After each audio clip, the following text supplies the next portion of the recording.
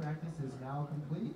Before we get started, a reminder that after everyone on your pair has completed the game, please make sure to hit the space bar to move your scores to the next pair. And let's give these competitors a nice round of applause. Good bowling and high scores to everybody today.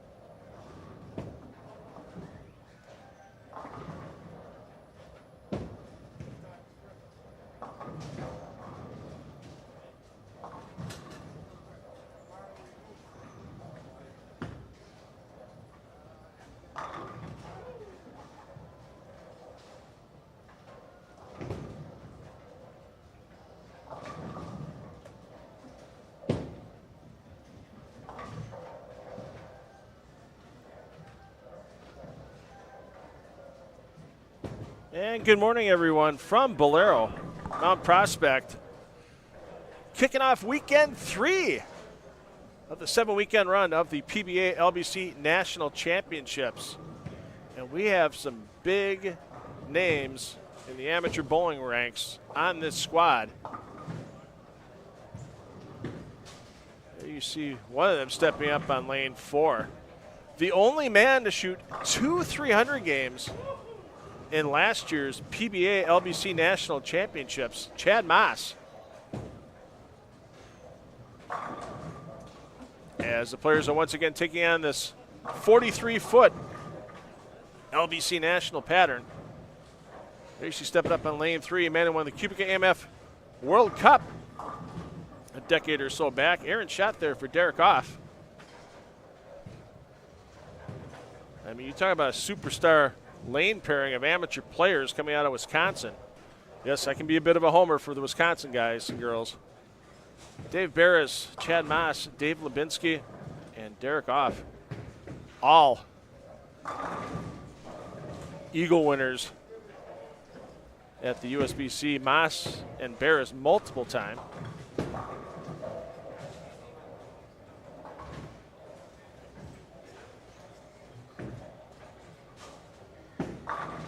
There you see Lubinsky kicking the 10 out. No mini Duke for Lubinsky in game 1 this morning, but he did receive his mini Duke from PBA Tour Commissioner Tom Clark during our opening ceremonies this morning for his 300 game last year. Chad Moss, because of his achievement with 2 of them, Moss had his mini Dukes presented to him at his league. Tom Clark making the special trip last year to present Moss with those mini Dukes. Once again, always 6-game blocks here at the LBC National Championships. And once again, you can watch any and all pairs in play, every squad, every ball on the PBA YouTube channel.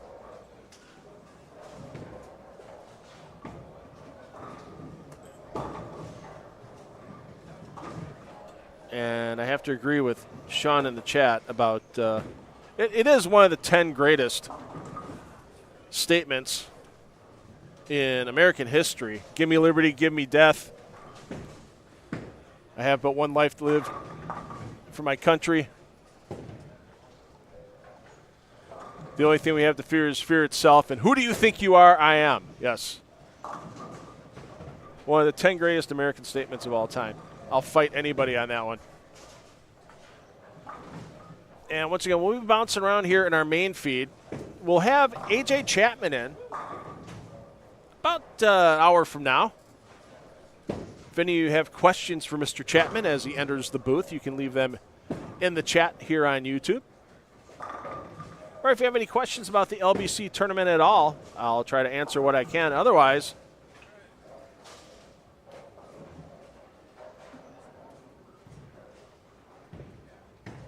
you can always go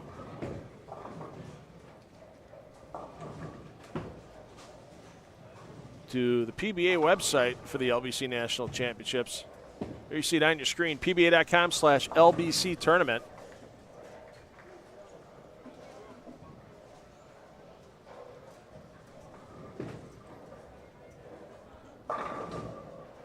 Hey, Sean, thanks for the acknowledgement of not just the live stream here, but I mean everybody's hard work to put this LBC National Championships on for anyone, any skill level, any age. I know a little later in the tournament, we'll have a 7-year-old participating in the boys handicap division. We've had a couple of super duper seniors that participated.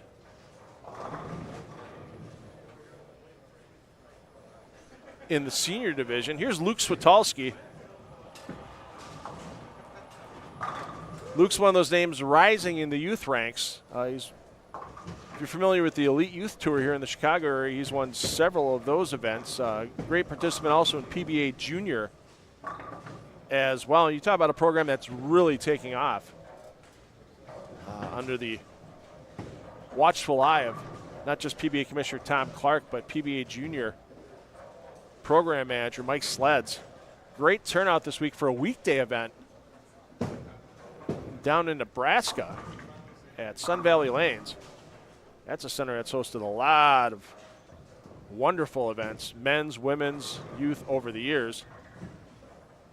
And they're having a PBA regional there this weekend for not just the standard division of the PBA, but also the PBA women's and PBA 50. So for those players that may not have made the trip out to Colorado for the U.S. Senior Open, they have the ability to participate in a regional this weekend in Nebraska.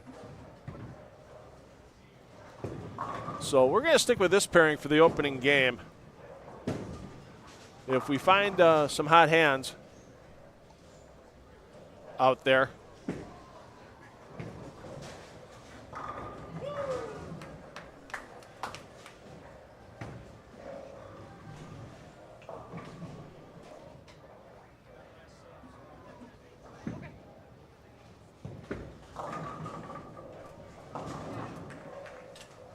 because we're always going to follow somebody trying to obtain their mini Duke.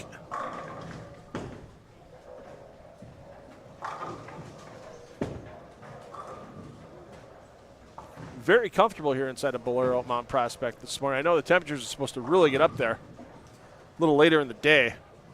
Mid-80s here in Mount Prospect today, mid-90s tomorrow, and through the week I know a lot of the eastern and Great Lakes areas of the United States are going to be suffering through some unseasonable heat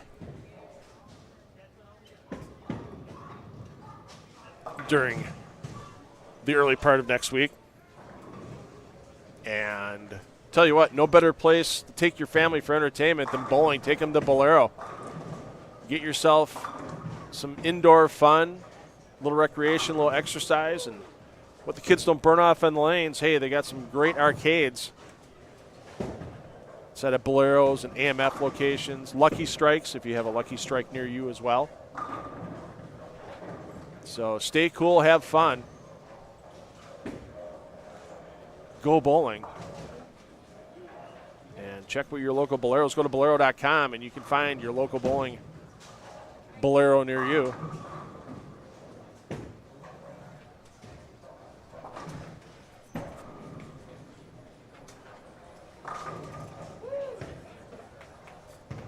Once again, 8 divisions in this event. The rarefied air is the PBA exempt division. We've only had 2 bowlers so far in that division, with Chris Prather and Jake Peters. Will have another one added to that today with AJ Chapman. He'll be bowling the 2 p.m. squad. We won't have a main feed at 2 p.m. or for the 11 a.m. tomorrow on Father's Day, but you'll be able to watch on all the pair feeds available on PBA YouTube.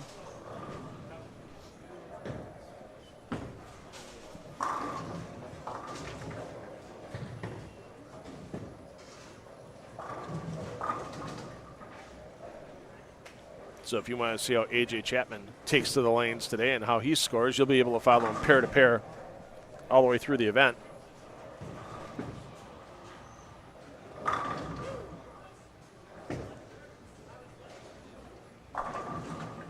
And Barris gets them all to fall.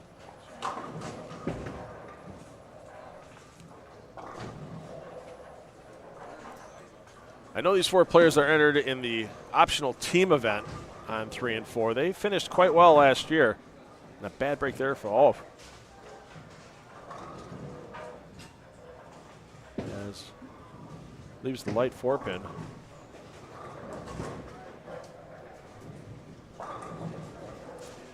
The team event is your final 3 games of qualifying here in the PBA LBC National Championships, games 4, 5, and 6.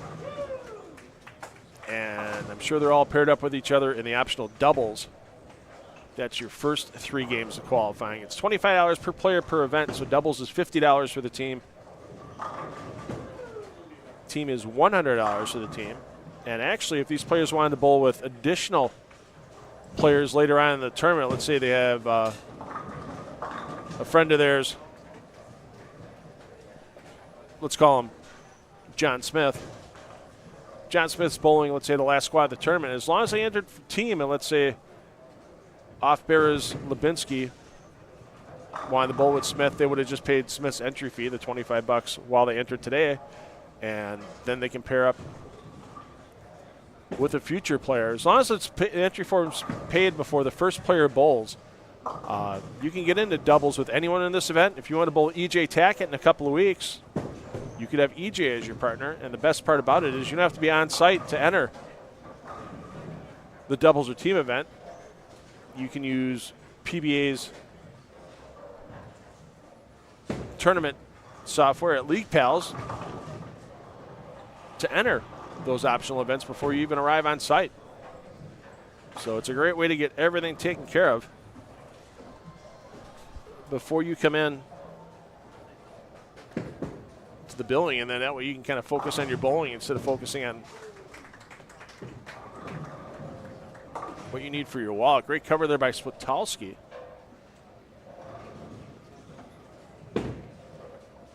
I don't have a lane listing, unfortunately, Velma. I'm waiting to get that out of the tournament office. There were some changes this morning.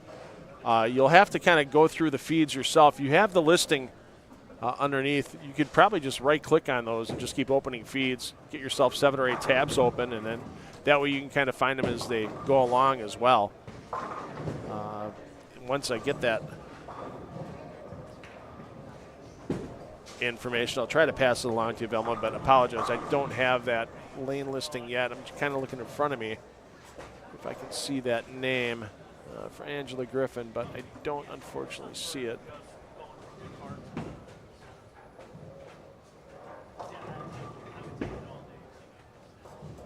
I actually think she just got done with her game. Taking a look, she was on, I think she was on 17 and 18. Already done with her first game. There's only a couple of bowlers on that pair of lanes, unfortunately. That's what, as I mentioned, we had a couple late no-shows. So already done with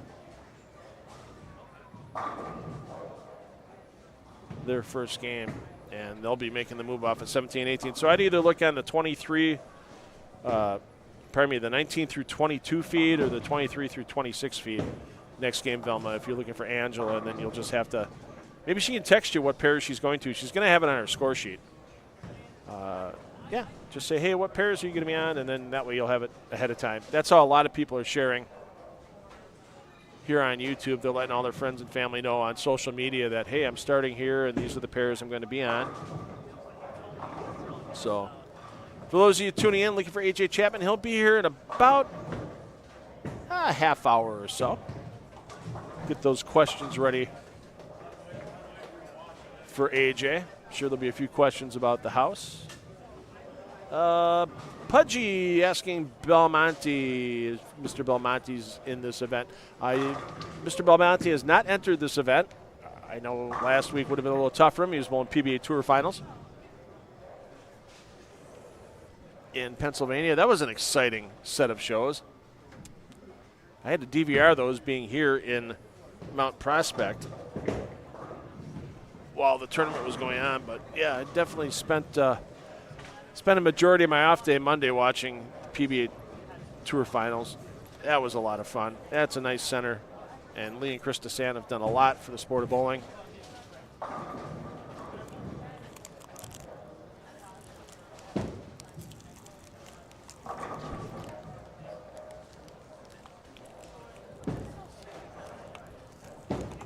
And already been announced by PBA Tour Commissioner Tom Clark that the PBA Tour Finals will be returning to Steel City Bowl and Brews in 2025. That's one thing. Some people, you see the social media commenting about how, Bolero's just thinking about themselves with the PBA and it's all about Bolero with the PBA. It's not the case. I mean, you look at, Angel of the Winds Casino that hosted the first parts of the PBA playoffs. And all the bowling centers like Dave Small's Championship Lanes where we had the Just Barely Indiana Classic. Plenty of PBA Tour events held at non-Bolero-owned centers. It's about growing the PBA Tour for all. Sure, because Bolero is a national chain, being on Fox or FS1, they're able to run commercials and such for Bolero. But, if bowling goes away, Bolero goes away. They're growing the sport for all, as much as some of the social media criticism can get out there. It's not just it's about growing it for all. Sure, Bolero's going to get their share being as large as they are. It's like any other business. Mom and pop hardware stores can't keep up with Lowe's and Home Depot, but they do what they can. And sometimes they can take advantage of situations that Lowe's and Home Depot can't. I know there's a lot of bowling centers. I've heard bowling center proprietors call Bolero a bowling proprietor's best friend because smaller centers can do things that a larger center can't. But there's enough out there for everyone. And especially when you get an event like this PBA LBC National Championships where there's hundreds of thousands of dollars added prize money. I mean, look at the show last year from Bayside Bowl. $100,000 total, $60,000 on top. That went to Tom Doherty. That was all added money by Bolero. That didn't come out of this tournament prize fund for all the 7 weekends of qualifying. That was added money. There was added money to the overall prize fund for the event from people that didn't even make it to Bayside. Come on, Derek. As he gets robbed overcutting the 2-pin.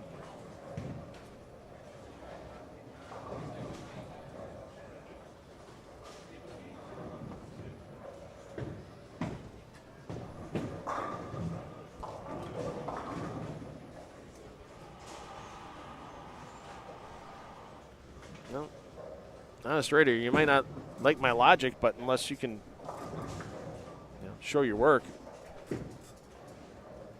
I don't consider myself too much from wrong. Sometimes it's the truth people don't want to hear, but there's a lot of ways people can share in the bowling pie, and this is just one of them here at the PBA LBC National Championships.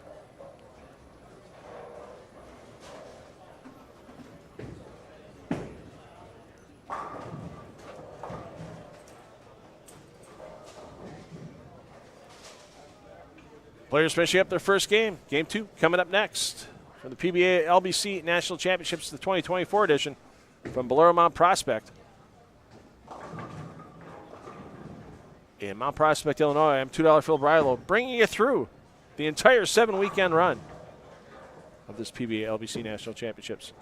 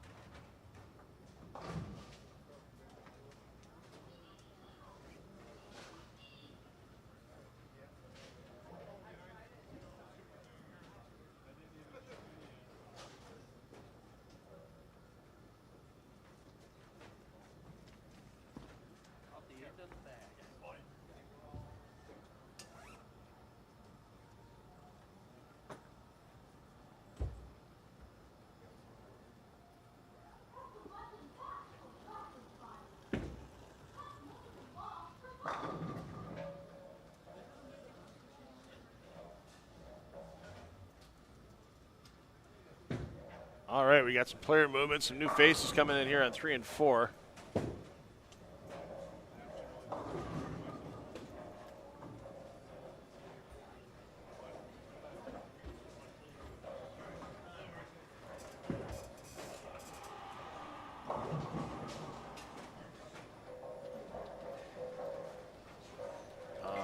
this Raider. Oh, sponsors won't touch, huh? Just Bear, Snickers. That's a couple of big ones with the PBA. Sure, open bowling on a Friday night. Why wouldn't you charge $8 a game? I know local centers where I'm from that are charging $6 or $7 a game now. Why? Because they can do it because they're still cheaper than Bolero on bowling, and they want to bowl on Friday nights, and people will pay the extra. There's still plenty of places. There's a league banner up here at Bolero Mount Prospect. There's a practice league. You bowl, you get additional free games of practice. You get discounts on your food. You get discounts on non-alcoholic beverages. Hell, it's $3 domestic beers during the LBC run. You want a Miller Lite or a Coors Light or a Budweiser while you bowl? $3.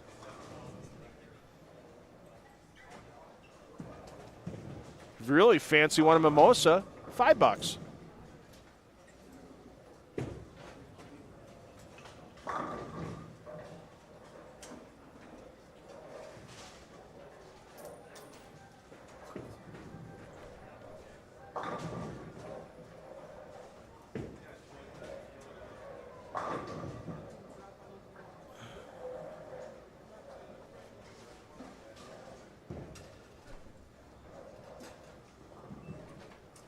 There's a big sign on the wall. I can see from the control counter that you can bowl a lot of nights unlimited bowling for $17.95 here at Bolero Mount Prospect.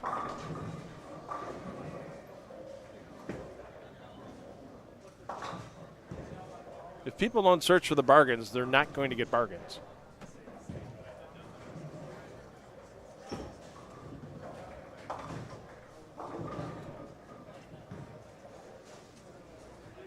Marketing gets adjusted all the time and how things happen. They have the summer fun pass here at Bolero now. You get to bowl 2 games a day, every game for the summer. With shoe rental if some people need it, especially if you got kids.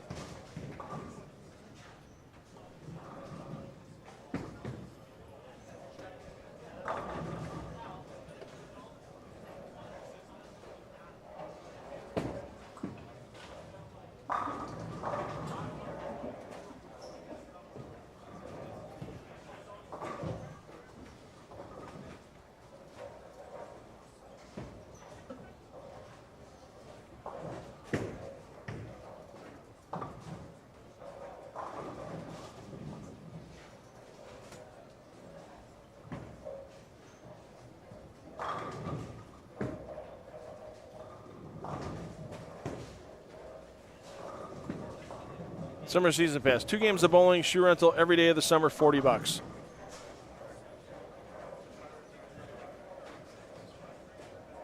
If you want to be able to use it at any Bolero, AMF, whatever, it's $60 for the 2 games.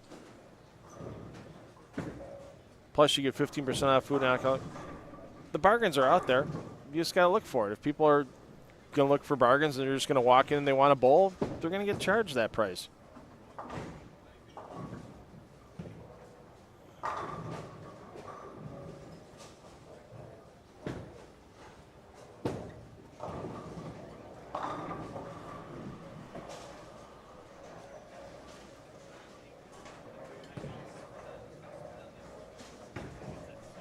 If you only have those types of places near you,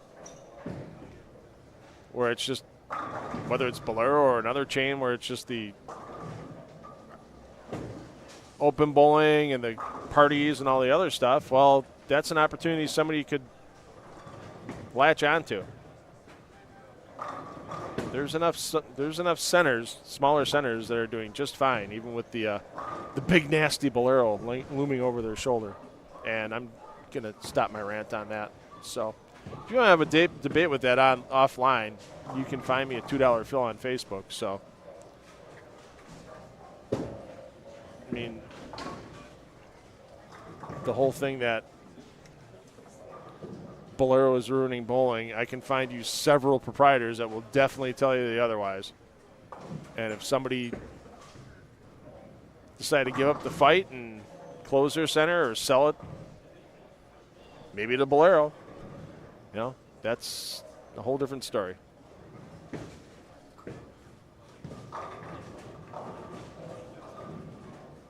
I don't work for Tom Shannon. I am a contractor with the PBA for this event.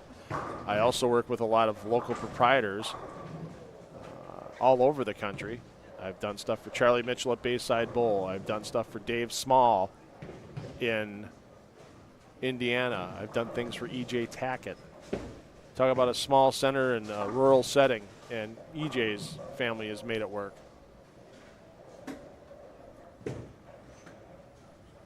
So don't call me a shill or who I work for. 10 on the Deck Productions is its own company. And when you're good enough to be contracted with a company like the PBA, like Bolero, you got to be doing something right. Enough about me. Let's get to the bowling. Got a bunch of Hibbards. Well, at least one Hibbard. There's a bunch in the building. There's William Hibbard, also known as Billy. I've known him since he's a youngster. Billy front four, and then PBA regional champion Bailey Maverick on the pair as well. Trent Holtz, young player out of Wisconsin. He's done pretty well for himself.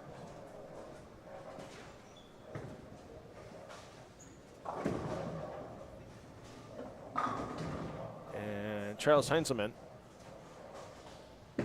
Once again, lots of young players. Good to see a lot of young players in this event.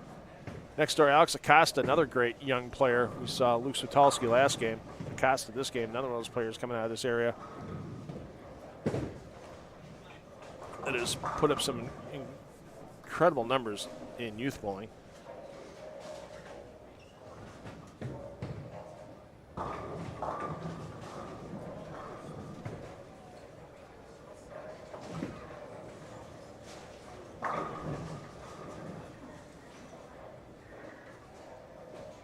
No, I don't have to worry about my expertise. Extra frame, flow bowling, plenty of other events. I'm not worried about my expertise, Mr. Honest Bowler. Or Honest Raider. I'm enjoying my Mike J. Laneside rant right now. It's kind of fun. We'll be done ranting shortly. AJ Chapman should be in the building in a little bit. We'll start steering questions to him as he'll be bowling on the 2025 PBA Tour as the last member to make it off the exempt points list for 2024. Just 32.5 points ahead of Nathan Bohr for that final exempt spot. And here at Bolero Mount Prospect, this is the site where you're going to have the PTQ and one of the qualifying days for the PBA Tour Trials. That's right, they're back. We haven't seen them in about 15 years.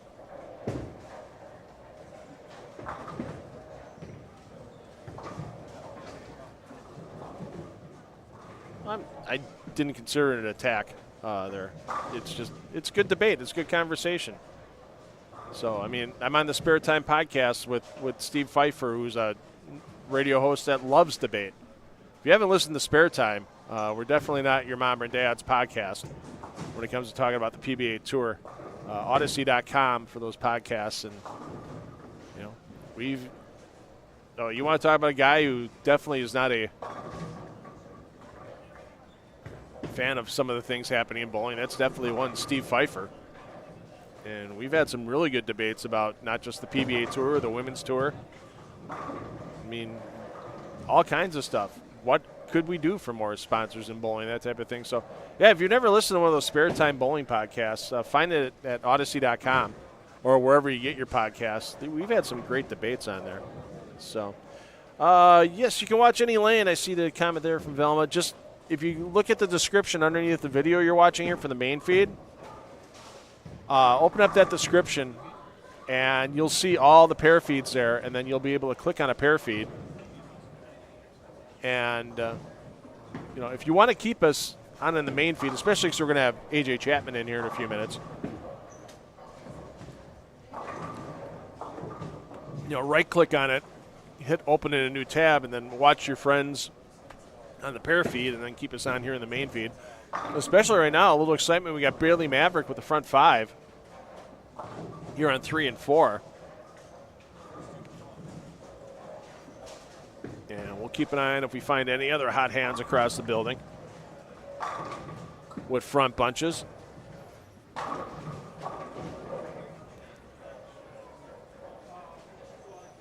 And we'll definitely get you tuned into those pairs if strings of strikes warrant.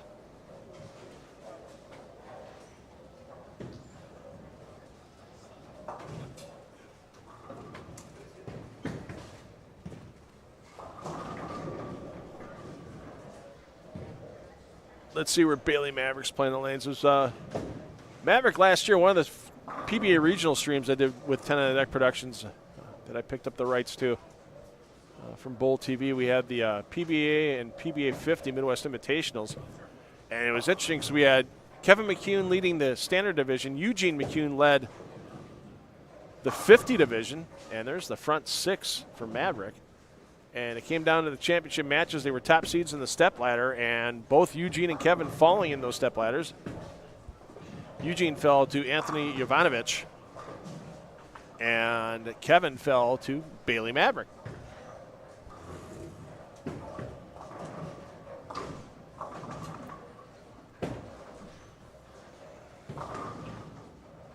And that's one thing I'm looking forward to a little later this fall. Should have the rights. I know it's something I got to work on with the powers that be at PBA and Bowl TV, since Bowl TV does have all the rights for PBA action, whether it's at the national level or the regional level. Is a couple string pin events coming up on the PBA regional tour. They won't count for PBA regional statistics or a PBA regional title. But AJ Tackett's home center and Zach Tackett's home center in Bluffton, Indiana, Easy Bowl, they're completing their string pin installation as we speak. They had 6 lanes that have been going since the beginning of the year. They're going to expand it across all 20 lanes of that center. They'll be hosting first weekend in October, and then second weekend in October, there's installation that's been completed at Foxview Lanes in Waukesha, Wisconsin.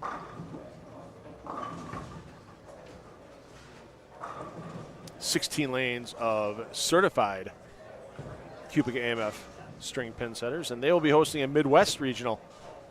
Once again, no official title to be given, no statistics or points awarded in that event.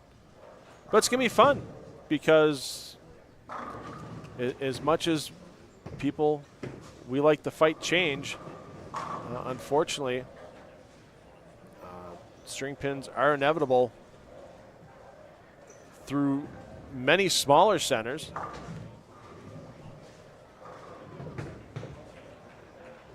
And I'm sure eventually some larger ones. Just between many factors, financial and otherwise,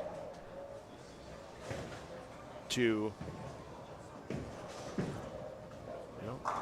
keep bowling alive in an area. It's hard to find mechanics. It's hard to find replacement parts on older machines. They don't make replacement parts for AMF 8230s anymore, and the secondary market's running out from old bowling centers that were torn down, and they stripped the machines and they sold those used parts, and then those are breaking. And yeah, there's a lot of factors going on. String pins are inevitable, but from what I've seen so far, we don't have a lot to worry about as the streak ends for Maverick at 6. So we won't see a Mini Duke awarded again this game. Yet to have a 300 game in this event. We did have a 299 opening weekend, but we've yet to see a 300. We had several last year by this point in time. We had 14 overall, 13 different players through 300 games. And as we mentioned in our opening game, Chad Moss, the only PBA LBC bowler to throw 2 300 games last year in his qualifying block. If I remember correctly, it was Game 3 and Game 6 he threw those perfections. I think he was 200 over for those 2 games and maybe 100 over for his other 4. I don't know if he was even 100 over.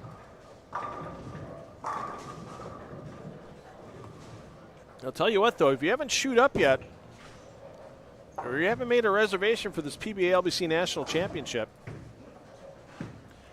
you've got 4 more weekends after this weekend. Yeah, tomorrow's Father's Day. It's going to be our smallest squad of the tournament for our noon Eastern, 11 a.m. local time. We'll start those streams tomorrow. But there's still room for you to get in. $25,000 on top.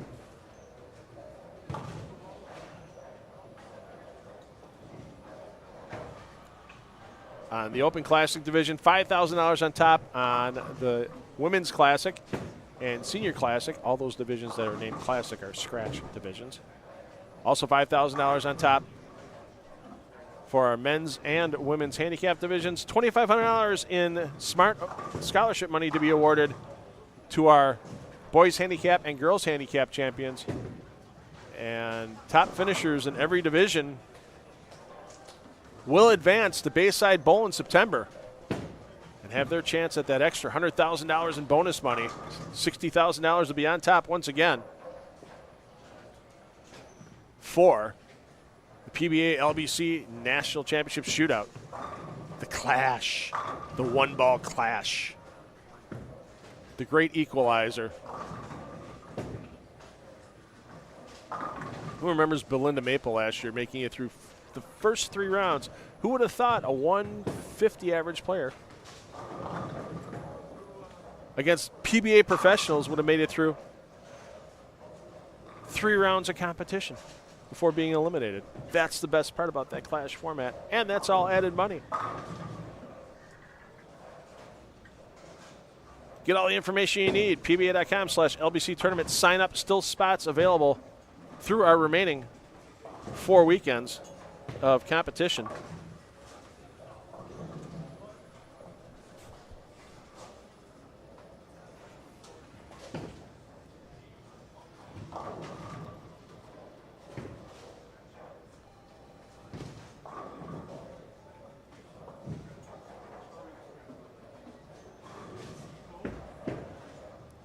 Should have AJ Chapman here shortly. If you have any questions for AJ, bowling related or otherwise, feel free to throw them in the live chat here on YouTube, and we'll get to those with him. It's great having Chris Prather in last weekend before he hit the lanes. Chris had a lot of quality information for the fans about what he sees on the PBA Tour week in and week out, and I'm sure AJ can answer a lot of those questions for you as well.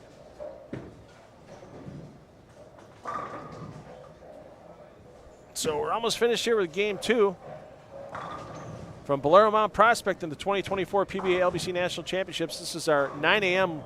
local squad.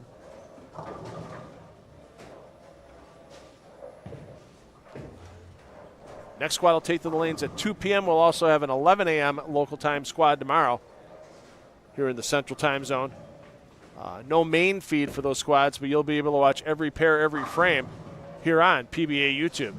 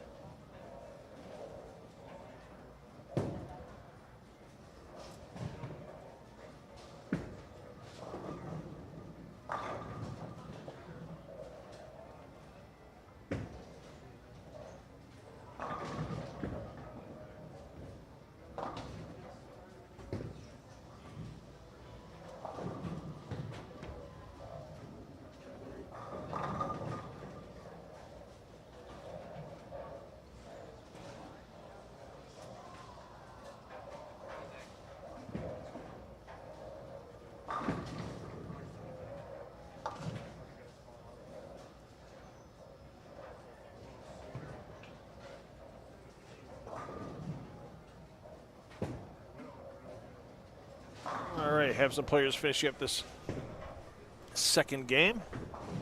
Some players already moving into game 3, so we'll hang here for the end of game 2. Waiting on the arrival of AJ Chapman.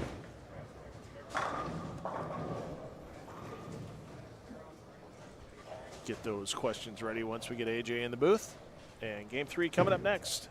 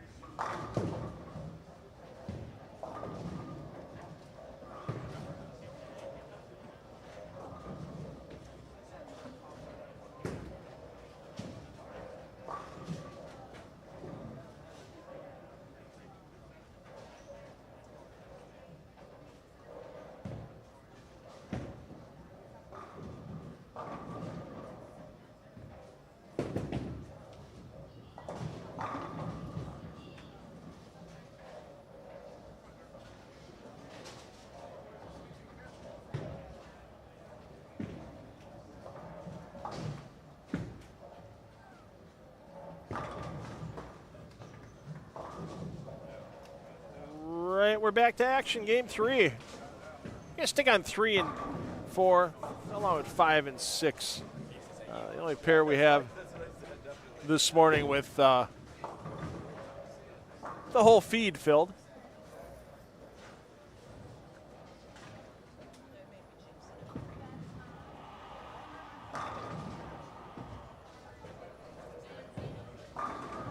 Got some new faces in here with Dennis Williams, Zieglerman, and Allen. Some familiar faces, Hibbard, Heinzelman, Holtz, Maverick. Maverick with a nice start, 5:13 after 2. We'll keep an eye on him as that would be heading towards the lead in the Open Classic division, which is the division that Bailey would be in. He's a PBA member, but he's not in the elite grouping, as that would be for players that finished in the top 50 on last year's PBA Tour.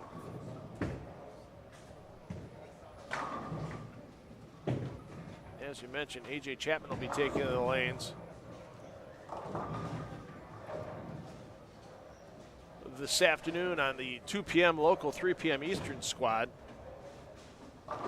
You'll be able to follow him pair by pair on the YouTube feeds as well. No booth feed for the 2 o'clock squad or the 11 a.m. squad tomorrow. And if you haven't already liked the PBA League Bowler certification, I saw a question in the chat about what does LBC stand for. League Bowler certification, it's a program initiated by Bolero for the leagues. It's free to league members, and it involves awards, opportunities,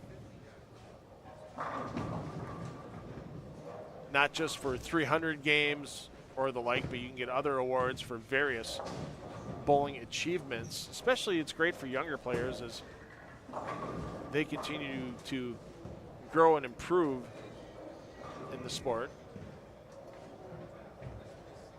So that's what LBC stands for. And even the PBA Tour pros can be members of the LBC if they bowl in a league at a Bolero or AMF Center. Or even Bayside Bowl in Portland, Maine. That's their only certification they have now. They are PBA LBC certified. No other certifications for those players. Of course, players always have the option in other leagues to join, but we have plenty of exempt players coming up. We mentioned AJ Chapman today, 2 p.m. Next weekend, we'll have Justin Knowles, Kevin McCune, and Zach Tackett all bowling on Sunday, the 23rd at 11 a.m. So you'll get quite a few players to choose from on that squad. Not sure if any of those players will be joining us on Saturday or not. Like I said, keep an eye on the PBA LBC Championships through the PBA League Bowler Certification Facebook page. Best way to do it. If you haven't liked it already, please do like it.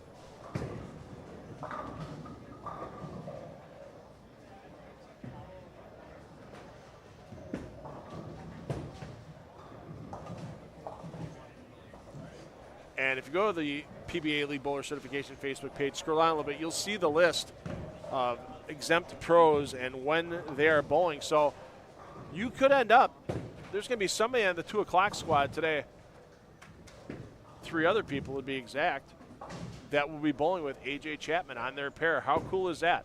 You could walk in and bowl on your pair with a PBA Tour Pro. There were 3 bowlers that had that opportunity with Chris Prather last week. So it's a great move the PBA Players Committee made with, asking the tournament committee here for the PBA LBC National Championships to break them up. Last year, all the exempt players bowled on the final day of the tournament on their own squad. Now this year it's, hey, come in, bowl during, meet the people, mix. AJ Chapman, glad handing, talking to people already up and down the concourse. He'll be taking pictures and chatting with people here, not just on the 2 o'clock squad before and after he bowls, but on this 9 a.m. squad as well. So get those questions ready for AJ. We'll have him in the booth in a minute or two. He's, as I said, talking to some people up and down the concourse. And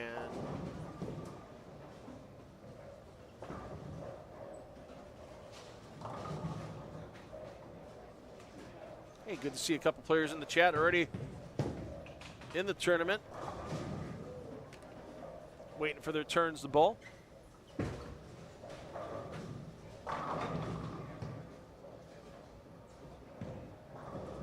Zyro Kennedy, I hope it's Zyro, Z-I-R-O.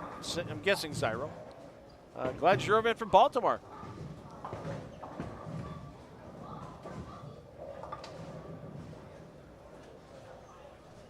Looking forward to seeing you tomorrow, taking your shot at the big money out here on the lanes.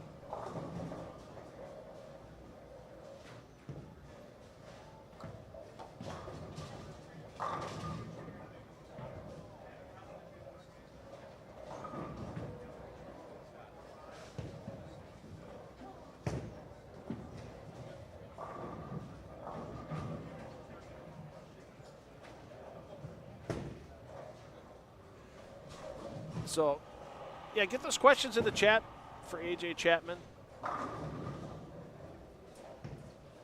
I'll have a couple questions ready for him.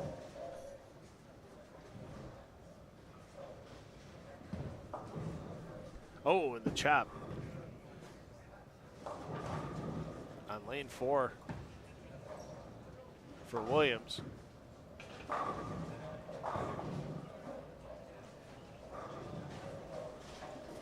Holtz, I saw recently join the, I'm not sure if he joined the PBA. I know he bowled the PBA Regional. Not sure if he's a member yet. Don't see a PBA Tour patch on his jersey. Usually we see those like we see on Bailey Maverick. He'll have that on his right sleeve.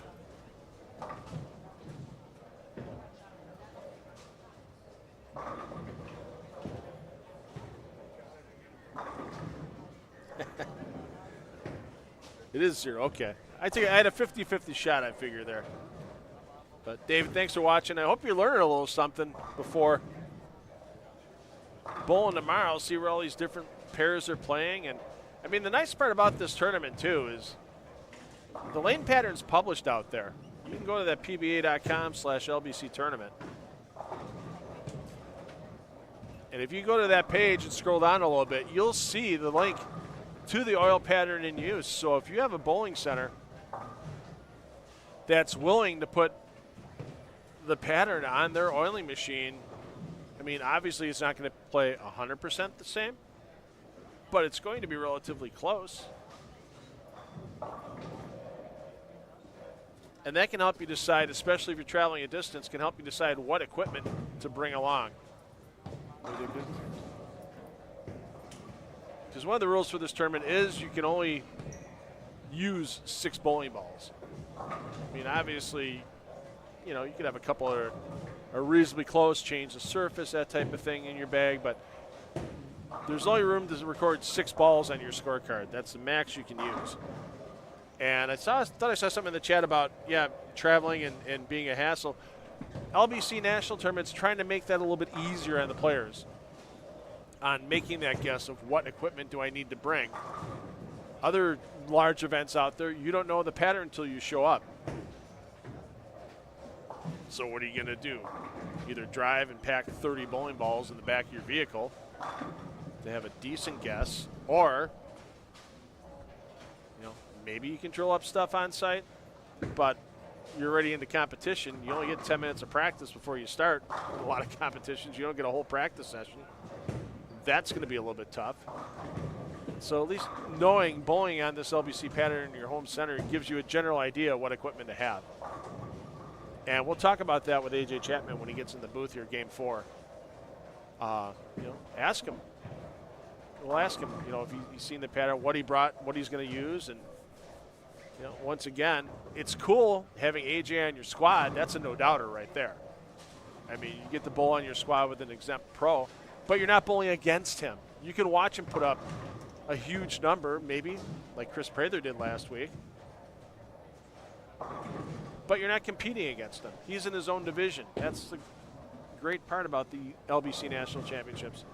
If you want to bowl against the best regional players, amateur players in the country in the Open Classic division and go for the 25 grand on top, you have that option. If your talent level's not there, or maybe you just started bowling a couple years ago, well, there's the handicap divisions for you. Men's handicap, women's handicap. For the younger players, well, they're solid players, but not Pro Tour caliber yet. They've got the boys and girls handicap divisions. Otherwise, you could have somebody like Gianna Brandolino last week. Great youth player. Wanted to challenge herself. Bowled in the women's classic division, and she's now leading after she bowled.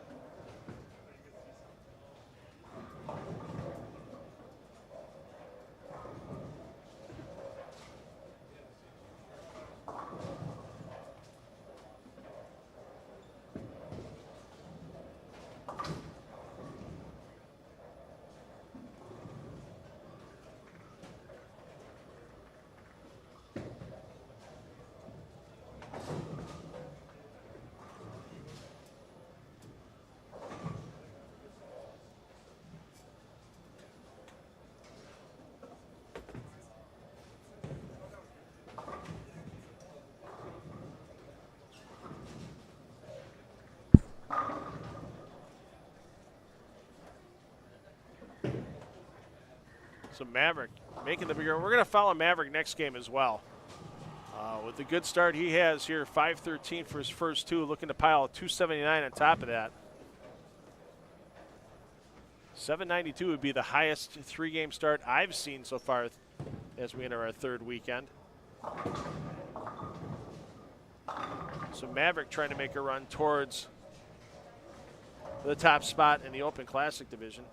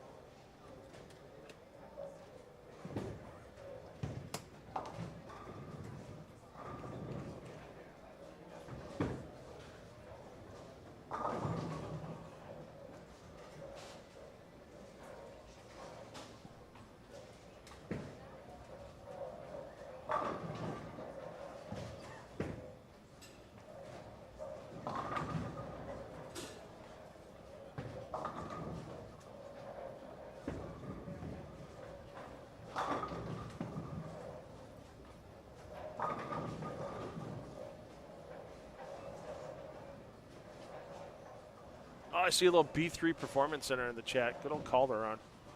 Love me some Calderon. Been a while since I've seen him. What a facility they have down in the greater Phoenix area. Really cool.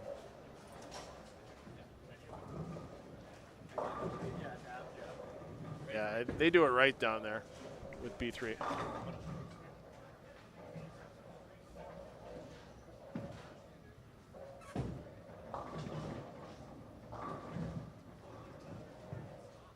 So we'll watch Mavericks finish here, and then we'll follow him again in Game 4.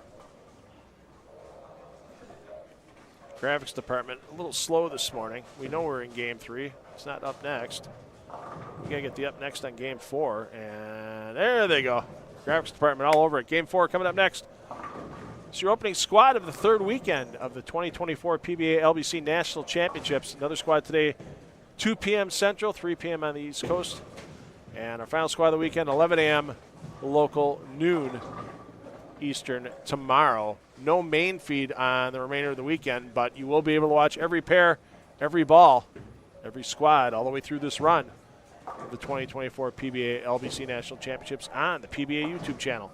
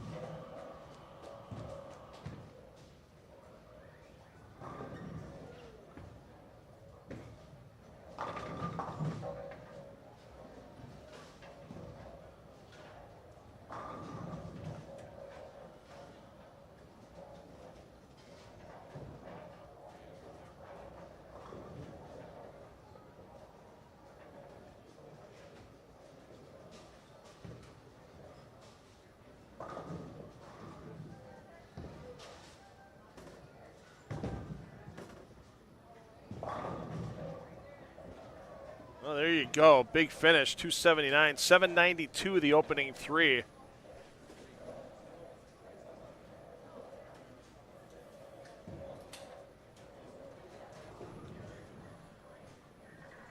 So he'll be moving to 11 and 12, so we'll keep an eye on Maverick.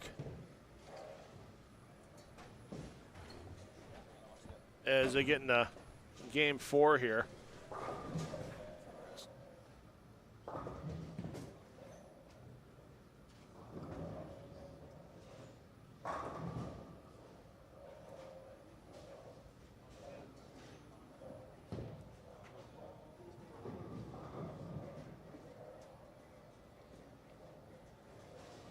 All right, now joining me in the booth, the man. If it was the NFL draft, they'd call him Mr. Irrelevant, but there's nothing irrelevant about the PBA Tour. But the man who finished 43rd on the points list this year probably could have had one frame change his career, honestly. Yeah. AJ Chapman. AJ, how's it going this morning? Not too bad. Not too bad. All right. So get your microphone adjusted a little bit here. I see what happened. I got you here now. Okay. Good All to go. right, good to go. Now we can hear it. All right. So, yeah, 43rd on the list. You don't have to deal with the tour trials, part of which will be in this building come August. Yep. What was the relief like when you found that out after the World Series of Bowling was, or the Tournament of Champions was completed? Pardon me. So I was actually bowling league, and one of my backers is a very much numbers guy. So he had an Excel sheet broke down that updated every game to show where I was at, and I was in the 7th frame of Game 3 bowling league on a Thursday night on the front 7. And it happened. I finished 43rd, and then I bowled 300. Oh, wow. I finished it off. So it was a very, very cool 300 to cap off, way more than just bowling 300. Yep.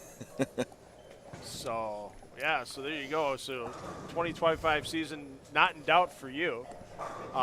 Any idea? I saw you talking to PBA Tour Commissioner Tom Clark a little bit. Any idea when they're going to let you guys know the schedule so you can start planning out? Because, I mean, the sooner the better, I'm sure, for you guys to plan it out. Obviously the ideal scenario would be knowing pretty quick here. Right. But I think it's pretty much been like October-ish the last couple of years. So I'm assuming it's going to be, I think the league is the last event in September, so we'll probably get to know it pretty short after that. So, but nothing official yet. And there's somebody down there with a string, right? Yeah, we got a front 9. Let's go down. Oh, all right. 29 and 30. Yeah. Is that Froberg? I can't read the name William, on that, unfortunately. William Froberg. Froberg, yeah. PBA 50 player. Oh, nice.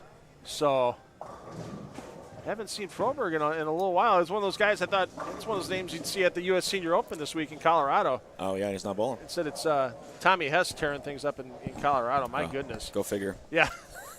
Yeah, there's something that's not surprising at all. Yeah, he has bowled awesome, especially, I mean, he's finished it a couple times, but his qualifying this year has been insane in the PBA 50 events. It's pretty crazy. Right.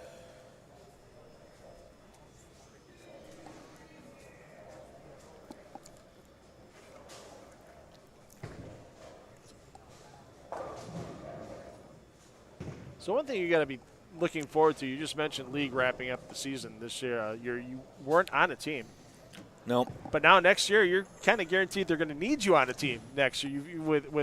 There's only going to be the 55 players to choose from for 48 spots. Is that all it's going to be? Yeah. Oh, you're wow. going to have to be, I think from what I've heard, you have to be either exempt or come in from the tour finals. Oh, wow. So one of the 55 guys. So I thought they might let the guys that maybe were on a team last year that didn't. I don't know. That's one of those things we'll have to ask Tom off air. I'm not sure if he's ready to divulge that yet. Yeah, probably not. He's probably not, but it's got to feel pretty good knowing that shot's there to get back on a PBA league team because with all the extra, not just matches and stuff out there, but the extra money that's involved with league is Froberg getting ready to step up here, looking for 9. He's on 9, looking for 10 in a row. It didn't have a great start. He's only he's minus 12. Yeah, looking for a little comeback here. Kind of get back into it. How much is league going to mean to you, especially because you have your fiance's from the Portland area, isn't she? Yeah, about 45 minutes north of Bayside. Yeah. So that would be cool. Her parents are still up there. Nice shot. Yeah, there's Froberg. Yeah, we haven't seen him in a while. Good to see Billy out here. Yeah. And especially now in the front 10. We've yet to give a mini Duke out so far this year. Yeah, a couple 297s, 298s, but no 300s yet. No 300s yet. Huh. So we need a mini Duke. We need to with Tom watching. We don't have him at the ready. Let's be honest. I mean, they got to make the plaque and everything for him. But yeah, that's all right. I mean, to shoot it here, and I'm sure Tom will run down and give Froberg a handshake if he shoots 300. Oh yeah, that'd be really cool. So good time for it to happen with Tom in the building. Yeah. That's the coolest part about this. We mentioned meeting you. You can meet the commissioner. He's been here so many squads of this event already. where you could have your chance to ask the commissioner, Tom Clark, a question about what's going on. Stares it down. Oh, no. Comes high. Yeah. The run of perfection's over. Dang. And no mini Dukes still yet to be handed out. But let's take a look here. Let's get back to Bailey Maverick. And you were watching him with Tom Clark last game. What did you notice about Maverick's game? You've come across him in regional events like everything. He's not a stranger to you at all. No. Actually, I know Bailey pretty decent. We crossed the Masters last year and then the World Series for, I think, either one of the events or two of the events, or he's next to me.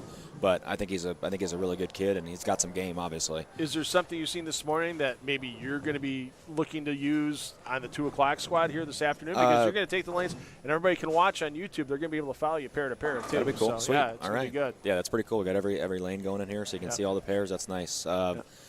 Probably from watching, I'd probably say that I'm going to start a little further left than I would have guessed. Okay. Because he's hooking it pretty good. So I think he might have started at, right around 20. And he always hooks it, so I'll be a little straighter than him.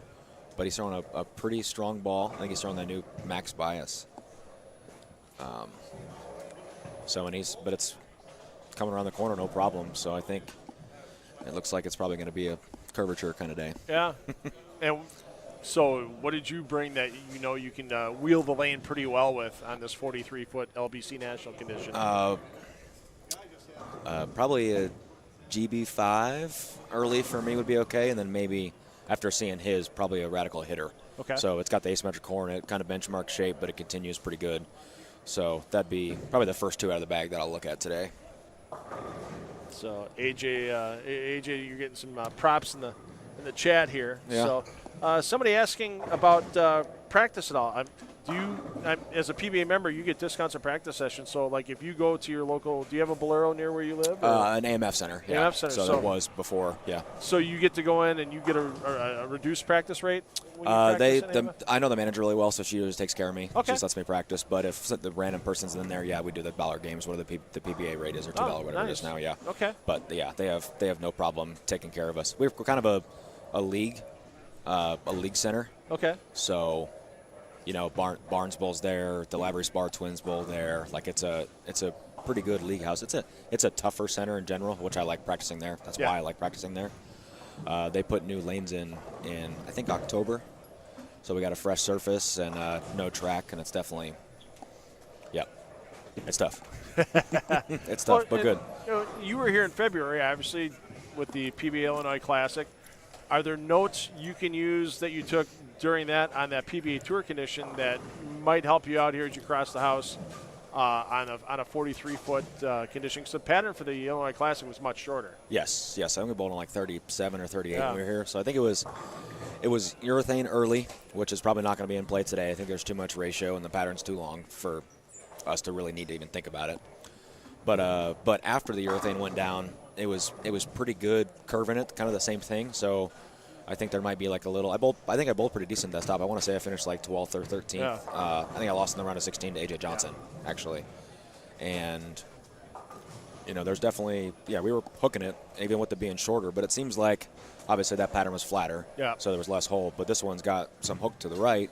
So even though the distance is way different, I think we might still have a chance of doing something similar after a couple games. How do you now? This is a question posed to Prather last week, and I want to ask you for your opinion. Okay. How do you come in looking at a pattern that's, in your eyes, cliffed compared to what you see on tour? Because you guys see relatively, if it's 3-1, it's a big bump in the middle for you guys. Yeah. This is almost 5-1. So how does that affect you mentally, physically when you're getting on a pattern like this? Because you're not used to seeing it that way. There's that group of ratio from like 4.5 to like 7.5 to 1. They're like, they call them challenge patterns or whatever. Right. I call those good bowler easy patterns. So if you're a good bowler, they're like 5-1's actually easier than 15-1 because they're not so cliff. They're not super exaggerated. So we have, because if you're a good bowler bowling on something super cliffed, you're probably going to change them too fast to actually make them easy. Okay. So now that when they're 5-1, you can actually make them better by being in the same spot, or missing 1 or 2 is good, instead of like you don't have to miss right and worry about it going Brooklyn, kind of thing, like the house shot. So Maverick now, couple 10 or a couple 4s, then he makes the adjustment flat 10s. So okay, in that situation, if it's you in that situation, it's got to be a ball change. Okay, it's got to be a ball change. I think that ball's probably too big now. It's a huge asymmetric core in that one, so it's probably time to either get into a cleaner asym, like maybe an effect, or he's going to go to like a middle symmetric ball. Okay. That would be what I'd be looking at. Somebody asking, did you bring 6 balls, knowing that we're 6 allowed? I was going to say you probably have. I have more. I have more yeah. than that. Yeah. I came back, kind of doing a little roundabout trip here. Came up back to Iowa to see my parents. Came over here to bowl. We're going to do a couple clinics in Western Iowa, my dad and I, in Sanborn and Sioux City with the kind of our regional spot. We come back and do clinics every year in the summer, and then I'm going to hit a regional in Oklahoma City on my way back to Dallas. Okay. Planet Bowl or? It's in Edmond, so Edmond. I don't No, think I've bowled there Planet before. Bowl. Yeah. No, it's not Planet. So, yeah, there's several good regional hosts in that. Shawnee with the Fire Lake Casino and Fire Lake Bowling Center and Planet Bowl in Oklahoma City. So yeah, yep. That's a neat part about the PBA regional series as well, is that there's so many guys like you and Frankie and Packy and a lot of the house members that bowl on the regional circuit. So if they live in Texas, Oklahoma, and they might not have a national tour stop near them, they can come by the regional tour stop and see a lot of the guys that bowl the national tour. Oh, yeah, for sure. Tony, the national tour director this year, is also our regional director. Okay. So he's done an awesome job this year. We've probably had like 5 to 7 regionals in the past, like in our region, and this year I bet we have 12. Yeah. So he's done a really good job getting more events and getting more people to bowl. Like, I don't think we bowl at Planet normally. I don't think we bowled in Edmond before or any time recently since I've been in Texas. So it's pretty cool that he's found a way to add events for us. And now another week 10 for Bailey. Yeah. It's. He threw the blue ball. Yeah, it's time for a ball change for sure. If you have 4-pin, 4-pin, 10-pin, 10-pin, that's And it was a pretty weak 10, and the messenger came way in front. Yeah, so it was behind the head pin and a little DOA when it got there. Yeah, it's time to get into something a little smaller core, I think. Yeah. How about Tony too, leading day 1 at the U.S. Senior Open? Yeah. It's like you watch these guys. Well, the old regional manager of the Southwest, Pete McCordick, goes and wins on the senior tour. Yeah, when he's after a stud he too. retires. And yeah. These guys big competition. These guys love the competition. They get a chance to do it if they're not running it. So yeah, good for. Yeah, you see Bailey exit stage left and definitely going for a new piece. Yep. So it's definitely see what he grabs. A ball down situation, a shell down. For sure. For sure. Okay. So not just the core, but he's probably making sure that shell's tamer as well. Yeah, cleaner cover and for sure less core. I'm going to see what he grabs here. I'm trying to look. Yeah. Thankfully, we're on the same staff, so I probably can recognize some of these balls. Is it black? Yeah. It might be a hitter. Okay. It might be a hitter, it's still asymmetric, but it's a continuous benchmark shape. That's the one that I'm probably going to bring in too. Yeah. So, and it's a decently clean shell for a solid. So I think that could be a good play. Yeah, we'll see him coming in on lane 11 on the screen here in a trying second. to look. It looks really dark. It's hard to tell. Yeah. They got to brighten them logos up. Yeah, no kidding. A black. If it is a hitter, it's a black ball with red logo, so it'd be tough to see from a distance. Are you one of those guys that would rather have one color on a bowling ball than multicolor for watching your ball motion and stuff? I've heard some players hate multicolor balls because they have trouble tracking ball motion. I have had a couple balls that spin kind of funny, that like multicolor kind of crazy. Don't look super ideal, or they make your ball roll look funny sometimes. Yeah. Like I've had balls where I've drilled 5 of them. They've been amazing, even with funny colors. I drill a 6th one. I'm like, I can't throw this one. It does not look right. It looks because it doesn't give me the shape that I'm supposed to be seeing out of this. So probably overall it'd be easier just to see dark colored balls, or like 3, like the purple, blacks, and blues, those kind of things, and they seem to roll well too. Yeah. So those colors purple balls always roll well. So Matt, there you see, just like a PBA Tour event, you got to keep track of what bowling balls you're using. So whether you're a 100 average player or a Bailey Maverick, you're writing that ball name and serial number on your score sheet. Yep. Yeah, it looked like I saw some red when it was kind of flipping over. So I think it is a hitter. I had to guess. So and he kind of got a nice mixer there. So we'll see what it does in the other lane. If he strikes here in the other lane, then I think he's probably in good shape. Somebody said they're not using lanes alternatively in the chat. No, they're switching lanes. I know pair to pair for the tournament, they've been if you started game 1 on a left lane, you're on the left lane the start of every game all the way through. Really? Yeah. So That's it's something with the scoring system. So it started in week 1, and once the tournament's going, you can't change it. So that's kind of interesting. Yeah, it's a little different. Yeah, so. Yeah, that's definitely different. Normally you're used to staggering. Right. Start where you finish. Right. And now it's start where you finish every other game. Huh. So with 6 games, it's not going to be a disadvantage to anybody. No, nobody's I don't think so. It's not like anybody's walking in front of the ball return every, on every right lane or something like that if they had the Boulder 10th frame. Yeah. So, because that's always fun on tour for you guys, getting at the end of a block and having, launch fest. Yeah. You're not going to see that in 6 games on a 43-foot pattern like this. No, not with.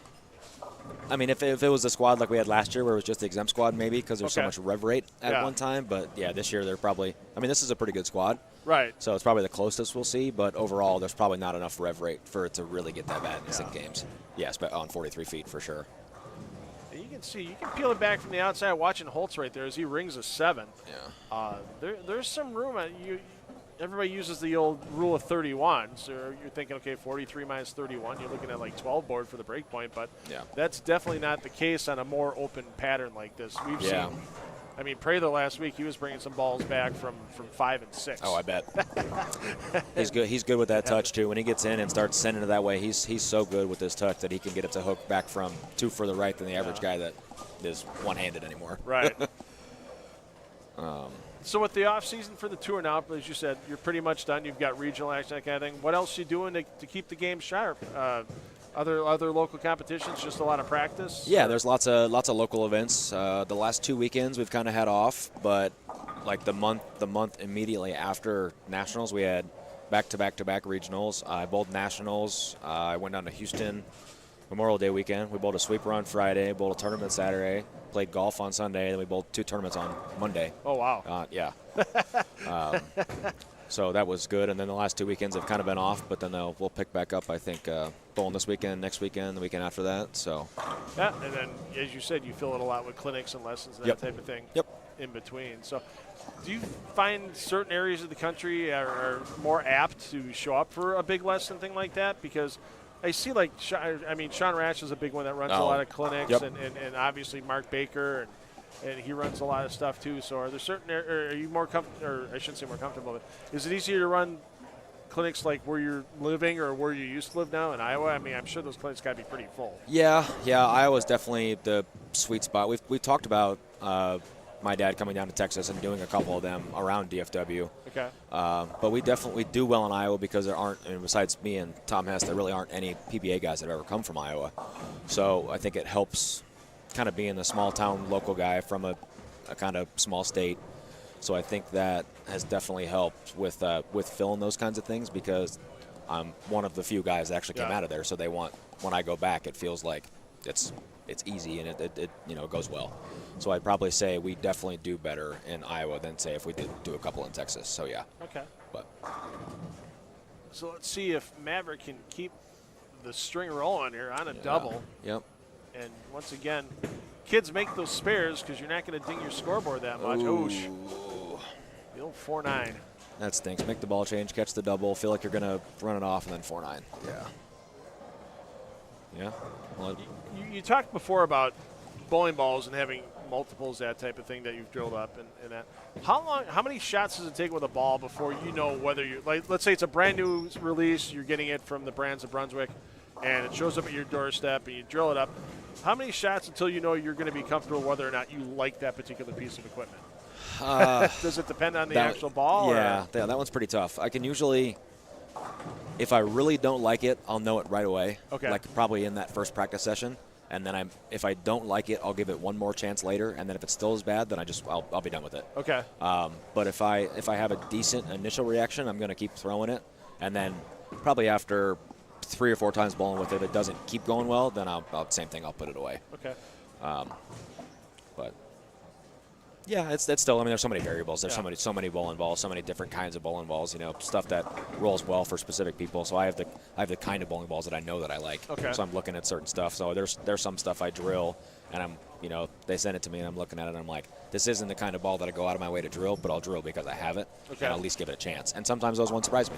So it's good to have those too. Do you ever get to a point where you've actually, gone back to the people in Mesquite and go, hey, this just didn't work for me, or suggest, hey, maybe if this was a little different, it could work for me, and maybe, how much input did they get from PBA Tour pros like you to develop stuff in the R&D line? You see something like, I really like this, I don't like this, what if this next ball combined this and this? I mean, are you guys, do they take your input on that a lot? Or? I mean, I've been up there doing videos probably 3 or 4 times now, and there's been a couple times where we go through balls and I'm like, okay, this is a good one, and this is a good one. So, and I talk with with Bugsy and some of the guys in R&D, and it's probably not quite as much as people would guess as input they're talking to. We do more stuff with like ball reps. Like Dino is very close to me, so like he's. We have 3 ball reps, but Dino is the guy. He's like my go-to guy because I know him well. We've been around together for a while. So if I need like feedback or if I want to give him feedback from what I see to help with other people, I probably talk to him more than anybody else. So there's some of it, and maybe he will relay that back to R&D sometimes. And he's like, hey, I got some feedback from AJ saying this ball's really good, or this one was really close. Maybe the next ball's a little different, but similar in that aspect. So. But at the end of the day, their primary goal is to sell balls too. So they're just they push, and we take all the best ones and throw them on tour, and then we'll be all right. And now Maverick goes back to back through the face and maximum penalty. That's 7-pin there too. I couldn't see it. 7 pins there too. Oh wow. Well, that ball started coming around the corner a lot harder, but it might just be too strong too. They might need to get into a cleaner shell now. Probably now a symmetric ball, if I had to guess. Yeah, I'd think. So, it's been kind of funny last year during the LBCs when we were in Wauwatosa. You'd see guys or ladies put 6 solid games together. I mean, there were quite a few blocks over 1,500. Yeah. I mean, 1,560 took down the Open Classic division. Yeah, that is a ton of score. How about that? The big 6 from the left side, the old 2, 4, 6, 7, 8, 10 picked up. Right there. Pretty nice, on right? lane 10. Yeah, that's a hell of a conversion there by Keith. All right. Well done. Let's see if Maverick can match that. Yeah, he's gonna. Oh, nope, just fell to the deck. Yeah. So now he's looking at maxing out in the 190 at 190. Yeah. And he's gonna give some back. So yeah, it's been tough to watch somebody put all 6 together. We saw it with Prather last week. I mean, he could have had 1,600. Yeah. He shoots 195 the last game to get to 1540. That's crazy. Yeah, he had 340 over for 5. That's insane. Yeah. That is so much striking. That is insane. Is it a different attitude you have to take into a beat the board tournament like this than showing up for a PBA Tour event or a PBA regional event, because you kind of know what's out there? Does it change your lane strategy? Yeah, I mean, it's definitely like knowing he put that big a score out there. I'm probably going to be more aggressive today than I would be normally. Okay. Because like if somebody just bowled 1,400, if they're 5-1, that's like, okay, that's doable. I can do that. I can get there. That's a reasonable score, 200 over. But knowing there's 15-30 out there, now you're like, okay, now I got to go get it. Yeah. So probably going to be a little more aggressive with the moves, and maybe a little more aggressive ball choice to start. Maybe not quite so. Maybe it's not a GB5 because it's too smooth. That's a benchmark ball for me. So maybe it's an effect or something a little more prone to 10 baggers. Yeah. All right. Hey, we're going to take a little audio intermission here. Get those questions for AJ in the chat here on the PBA YouTube channel, and we'll have AJ in for Game 5 as well. Ask him whatever you like. I'm sure he'll be more than happy to answer, except dating questions. We know his fiancé, so don't ask dating questions. Don't ask if he's on Bumble or anything like that. So, all right. Take it, sorry. Game 5 coming up next. All right.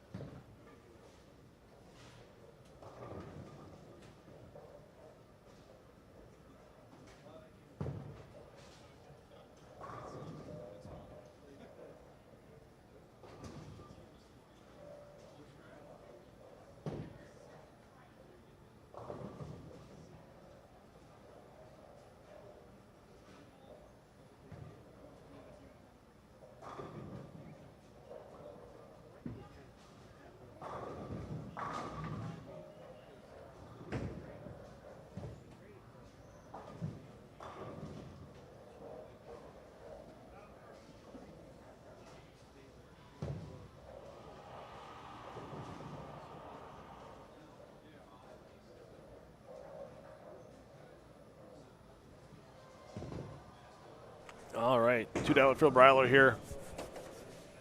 Got some players finishing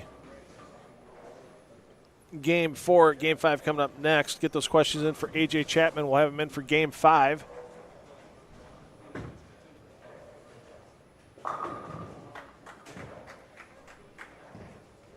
And let's get you down as we've got a chance for a big finish here.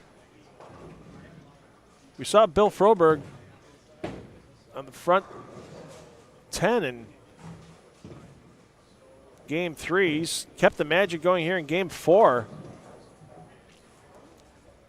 as Froberg spare 7-bagger to start his 4th game. So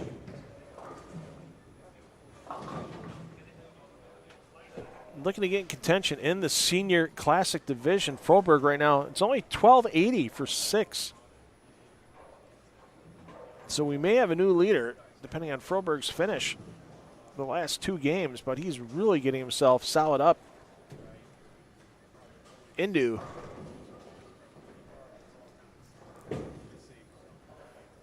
the top position, keeps the string going.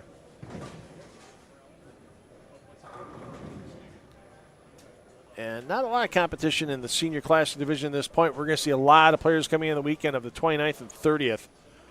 Off weekend for the PBA National Tour, and they'll be traveling. Some of the guys will be going to the PBA 60 stop in Columbus, Ohio. Others will be getting ready for the PBA 50 stop in West Virginia that will follow. And PBA Midwest Regional Manager Toby Contreras and PBA Tour player Jeff Johnson organizing a couple of big squads on the 29th. A 2 o'clock squad on the 29th. I know it was full up, and they've actually had a 7 p.m. squad that day because the 9 a.m. is always full as well. So that's going to be a big action day here at the PBA LBC National Championships. But there's still 4 weekends remaining. Still your chance to get in and get your share of hundreds of thousands of dollars of prize money. Froberg not only trying to chase down the $5,000 on top in the Senior Classic Division, but if you win that Senior Classic Division, you're going to Portland, Maine for the PBA LBC National Championships Clash.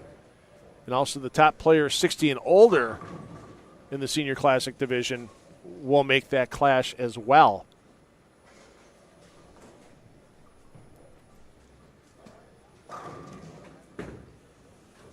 So once again, it's not just the money here.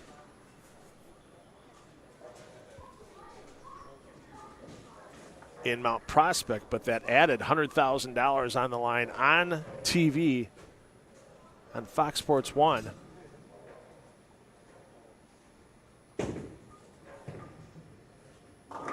Up for grabs as well.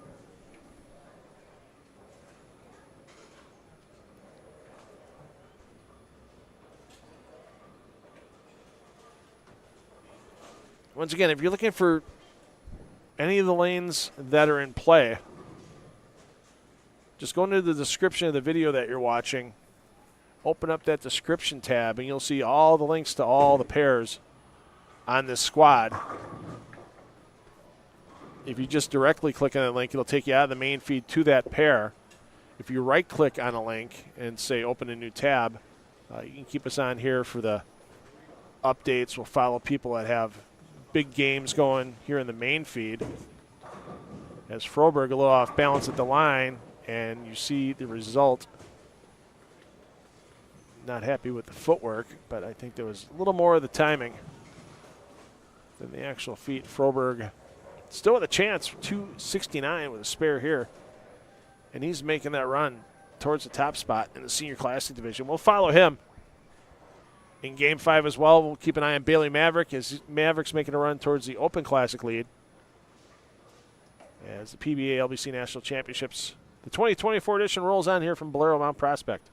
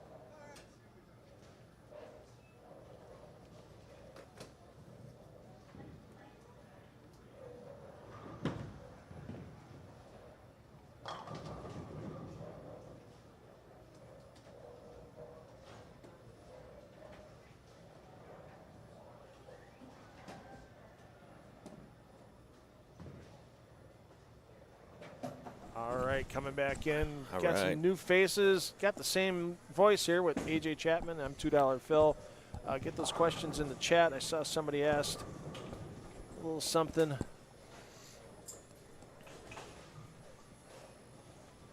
about 3-piece plastic bowling balls. When's the last time you had to use one of those as your strike ball, AJ? 3-piece. Oh, the last time I used a plastic ball as a strike ball was the last PBA plastic ball event. I think it was in Memphis. God, that was probably 2017. 2017, yeah. That was my first year on tour, actually. Okay. But I bowled okay, made the cut. Didn't make match play. But, yeah, we had like two. I think I had two, like, ice storms or something. I didn't throw plastic. I don't throw plastic. I usually use urethane in my spares. So it was weird that I drilled 2 of them because I never had one before that. And that's when we can still use weight holes. So I had one like just stacked, and then I had one offset with a weight hole on my axis. And actually that one hooked too much while we bowled on because it was like a quarter of the volume. Right. So I just used the leverage one, and I played pretty much first arrow and tried to stay out of trouble and not flat 10 every shot. But yeah, because I don't use plastic, that was probably the last time that I've actually thrown it as a strike ball. So we'll keep an eye on Froberg here. He's up to plus 144. So basically, if he goes 200, he'll find himself in the lead for now in the senior classic division. Yeah. As Dave Hedden's 1280 is the leader. Mark Everly, who's the super senior, is at 1279. So as I mentioned right before the break, for the senior classic division, top finisher goes to Portland along with the top super senior, which is a player 60 or older. And then you get to the Frogs, which is the freaking really old guys, but there's nothing special for the 70-year-olds here. I saw they were paying 70 and over spots at the Senior U.S. Open. Really? I thought that was interesting, yeah. That's kind of wild. I've never heard of that before. I've never, it's always senior, super senior, but never 70. That's wow. I wonder how many 70-year-old PBA members there are. There's got to be a bunch. They must have had enough to pay checks. Yeah, it's like the we bowl regionals. Sometimes they have high senior out of the money or high woman out of the money. So I never heard of high 70 out of the money. That's interesting, but there must be enough guys to do it because they're wow, interesting. So you got that to fall on in another 40 years. I guess, yeah, no kidding. Yeah. If all else fails, I could try to get a 70 check at the Senior U.S. Open. I'd like to be able to be walking when I'm 70, yeah, no doubt. Yeah, no kidding. We're happy to make it to 70. So, yeah, we'll also keep an eye on Bailey Maverick as Maverick, he'll be starting his 5th game momentarily. Yeah. I was, when we were walking around during that little break there, actually, Alex Acosta bowled 260 again, so he actually jumped Bailey. Oh, he did? Okay. Yeah, he's got like 990 something for the first, so he's basically 200 over for the first 4. So I think he went around Bailey by like 10, maybe. All right, we'll have to keep an eye on that as well as we keep going here. Yeah, there was one of the younger kids down there had the front 8 last game. I don't remember his name. Oh, Luke Switalski had the front 8, yep. Yeah, he throws it good. There's a lot of it's kind of funny with the number of youth tours that are out there now. I mean, when I'm showing my age now, I'm in mid-50s. I mean, there was one youth tour. We were bowling for trophies, and that was it back in the day. Yeah. And now, I mean, in this area, you've got DeAndre Asbady's EYT, and there's an All-American Youth Tour, and up in Wisconsin there's JBST and a WYBT and all. I mean, these youth tours are just, and the talent these kids are just acquiring while they bowl these various youth events. They're way ahead of the game compared to what you see with a lot of youth players, 15 years ago. I mean, 15 years ago, you were probably dominating all the tournaments around you and stuff like that. Now these kids are walking into PBA regionals. Trey Heinrichsmeyer, who won the LBC National last year for the Open Class Division, just won a PBA regional about a half hour down the road. First one he bowled. First one he ever bowled. A couple of weeks back, Memorial Day weekend, I was there for. You just go, wow. And just how these kids get so good so fast.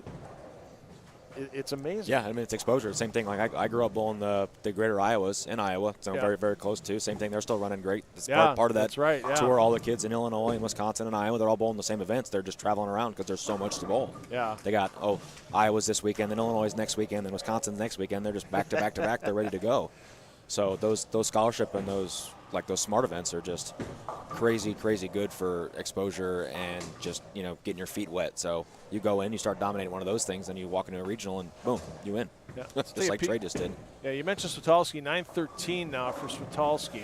Yeah. So he's getting up there. There's 3 players that are averaging 225 or better on the squad. So he had looks like he had 265 last game, so he went front 8, spare. And these kids learn so quickly about how important spares are when it comes to the score sheet. Oh, yeah, no kidding. Especially when you don't realize it as much when you're throwing a bunch of strikes when the scores are high like they are in this event, but those will also add up quick with high scores. If you strike a bunch and make your spares, then all you're doing is maximizing what's out there.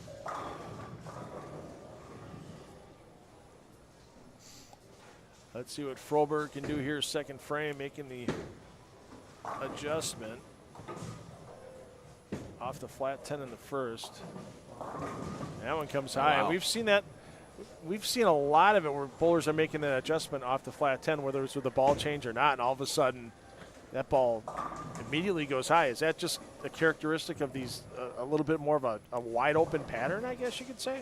Yeah, I mean that's the tough part too, is that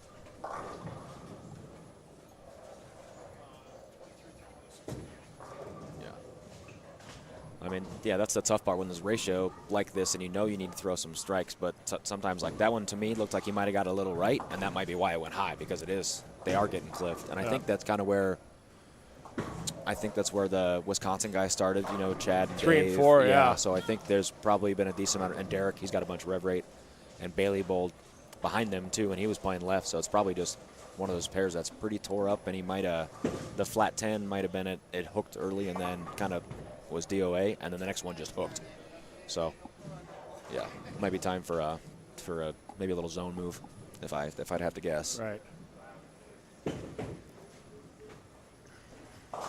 Yeah, you look at a couple of the players on the squad, the younger ones like Luke Switalski, Alex Acosta, but you look at a guy like Derek Off, who, the guy won the Cubic AMF World Cup. Yeah. The guy is a player. He's probably, he's one of those players that unless you really follow the sport, you kind of go, okay.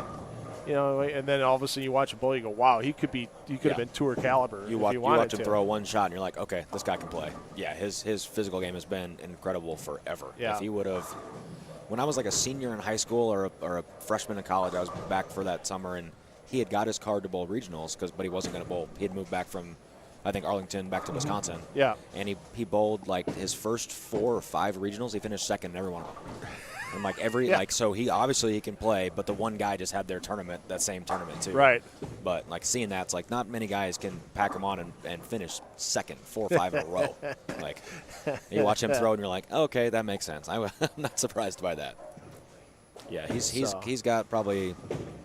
probably got a lot of people's dream physical game if they'd watch him throw it. He's kind of a guy like Prather. You just watch him bowl and you're like, wow. Yeah. So, got to give a special shout out to my production assistant today, Rob Foppy, coming on board. You can't do these telecasts, these live streams without some good production assistance. So, I want to thank Rogue for stepping in this weekend and next, helping out, bringing you all the great looking streams you're seeing today. So, and it's fun to do. It's fun to do these LBC streams because you get the mixture of the people that that you see. Somebody like you in the next squad, if we had a booth feed, we'd be talking about you for a bunch of the squad. But you get to talk about the guys that let me see, like the Derek Offs or the Chad Mosses or the Bill Frobergs or the Alex Acostas. You got that's the cool part about doing these LBC streams. And some more people get their eyes open to players that are the up-and-comers or the ones they normally don't get to see that are really, really good. Oh, yes, yeah.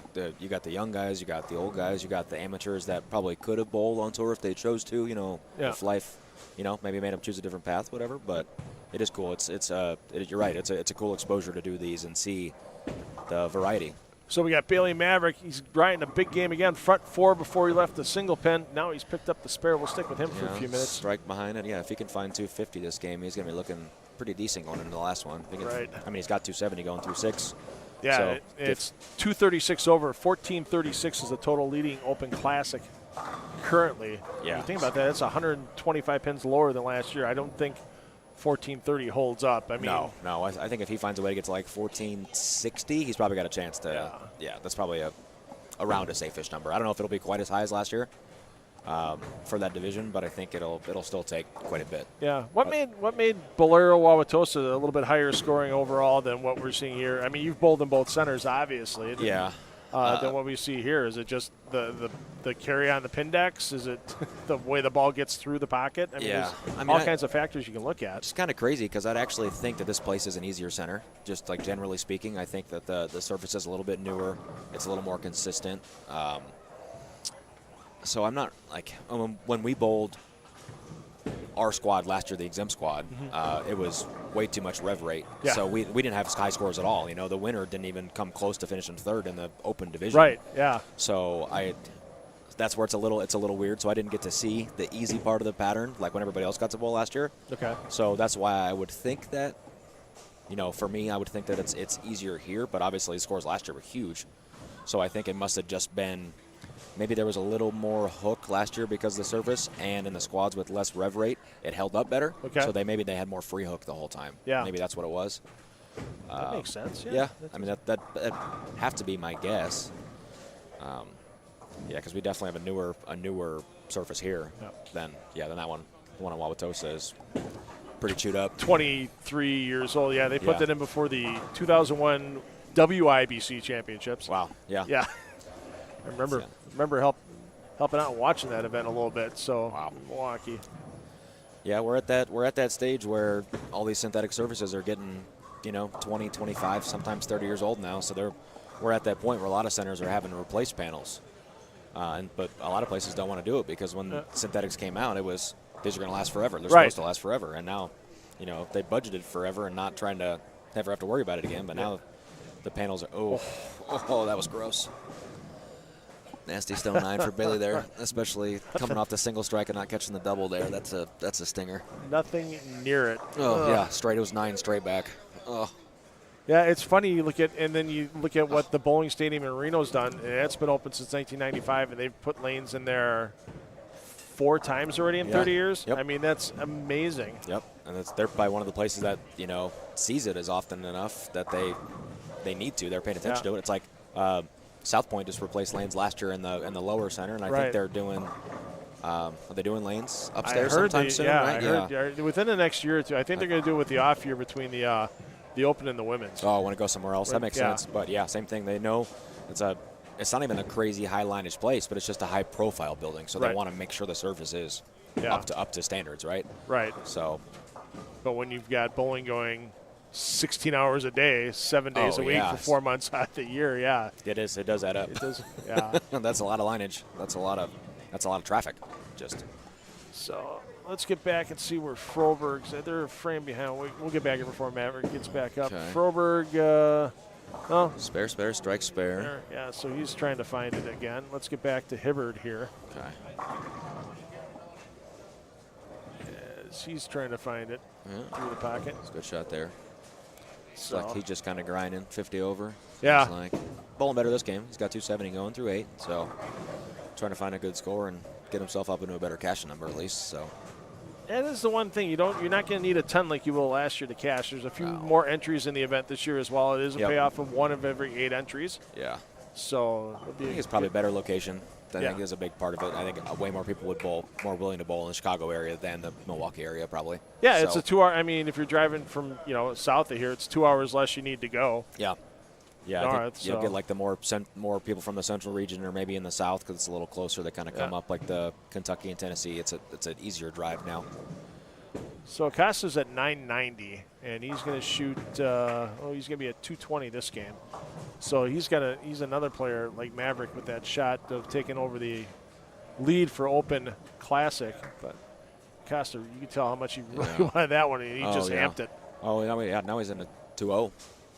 Looks like. It is. You are correct. 2-0. Yeah. Wow. Yeah. Turkey offset and then Open. Yeah. So 220 would have been good there. He had a nasty blower 7 on the string too. I think is what it was in the middle of that, like triple blower 7 double. Yeah. So he wanted that one to make up for that 7 pin that was in the middle. Oh. Yikes. Yeah. So don't forget, you'll be able to watch AJ Chapman on the 2 o'clock squad. Do you know what pair you're starting on? I do not. I not haven't yet, checked in or looked at any of that. I just came straight to the booth today. Yeah, so you'll be able to, once again, go to all the pair feeds. We'll try to let everybody know before the end of this main squad. We'll try to get some info out of the tournament office, find out where AJ's starting so you can follow him and then just follow the jump as he goes across. And, learn something for yourself. We had a couple players come in last Sunday that watched Chris on the 2 o'clock squad Saturday and go, hey, I kind of saw something that helped me out a little bit today. Yeah. So it's always cool to get – that's the best part about this tournament. It's not, you said you went to Las Vegas. You didn't get to see anything before you got out there, and you didn't know what balls to bring. You hear stuff, but until you see it with your own eyes, it's a different story. This – you know the pattern. You could have practiced at home. Did you get a chance to practice on it? Not on the pattern. Not on the pattern. Not on the pattern, no. But I did a little bit of watching. I watched the first couple squads that were bowling. I watched Chris throw a couple games, so I kind of know. And then watching Bailey today kind of bomb on the first 3. So now I'm going to be, like I said earlier, I'm going to be a little more aggressive, probably start a little further left and not, and knowing that's the cool part, too, is in these events when you're kind of crossing the house, there isn't a whole lot of rev rate.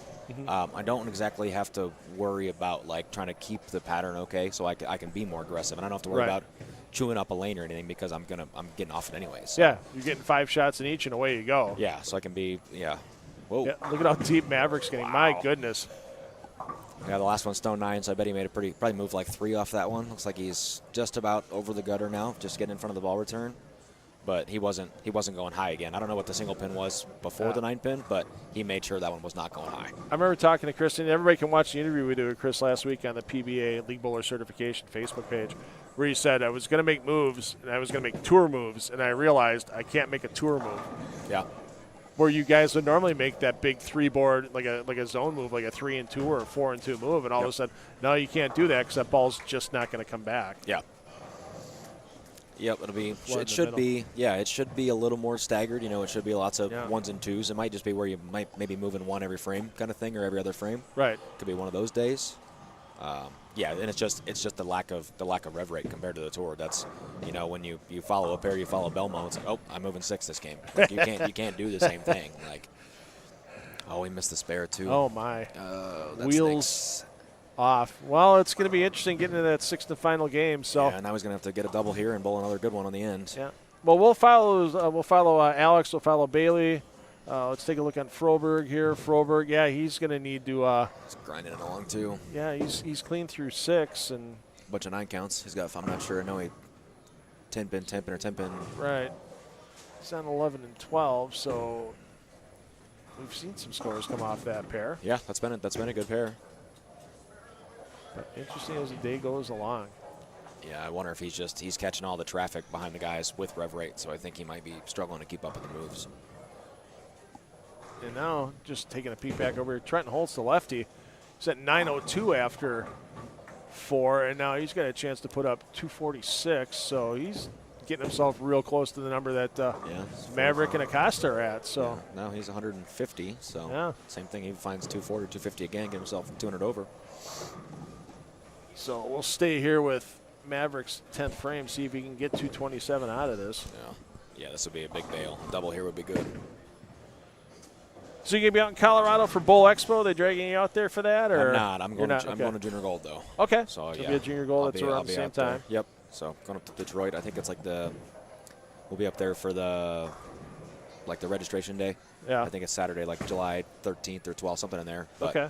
We'll be up there all day hanging out, signing autographs, and meeting the kids and stuff, so that'll nice. Be fun. Got to do it. I didn't get to do it last year because I was actually bowling LBC, that squad, so I didn't get to go. Yeah. But I'm excited to go. I went the year before, and it was a lot of fun meeting all the kids, so I'm excited to go back again this year. And, next year you guys get Fox Valley, Green Bay area, Wisconsin. You guys can all rent a cabin for a week and hang out. Yeah, that'll be nice. That'll be nice. That'd be like Marshall Kent's dream right there. All of a sudden, hey, I get a cabin. I can go fishing. I can do a little hunting on the side. Yep, that sounds perfect. Yeah, we used to go up to northern Minnesota every summer and go fishing. A bunch of my family, my dad's side, fishes. Okay. So we used to go up every year. We go to Dead Lake. It's about 7 hours north. It's like 3 or 4 probably from the border because Minnesota's so tall. But I always wanted to go to Wisconsin, go up and go muskie or smallmouth fishing, but never had a chance to get up there. There's your chance next year. Make your notes to your reps at Brunswick. Now, hey, I'll do Junior Gold.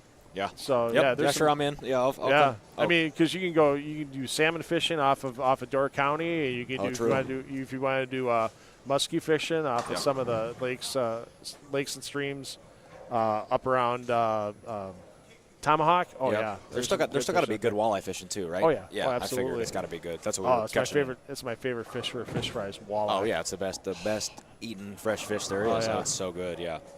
It's phenomenal stuff. Yeah, no that's doubt. that's what we were targeting for sure when we were up. Dead Lake, it's not as known for walleye as they are northerns. Yeah.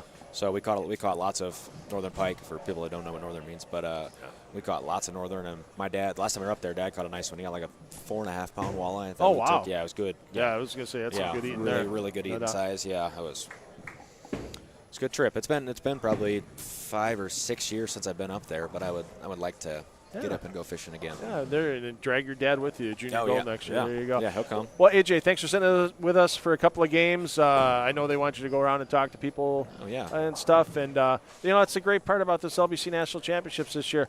You're going to get a pro on almost every squad the rest of the way out. There's going to be somebody you know out there, whether it's from the regional tour or the national tour like AJ, and ask questions, get pictures, sign autographs. It's awesome. So yeah, very cool. Yeah, appreciate your thanks time, for AJ. having me. Yeah, it was fun. I'm glad I got a chance to come in here and talk for a little while. All right. So Game 6 coming up next. All right.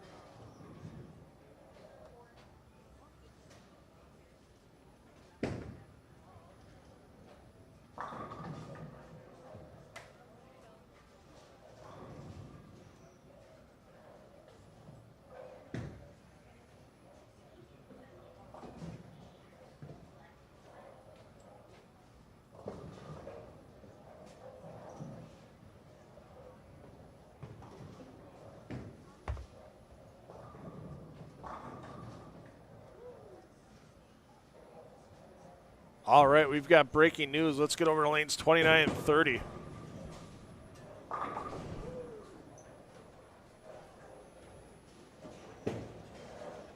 Chad Moss on the front 9.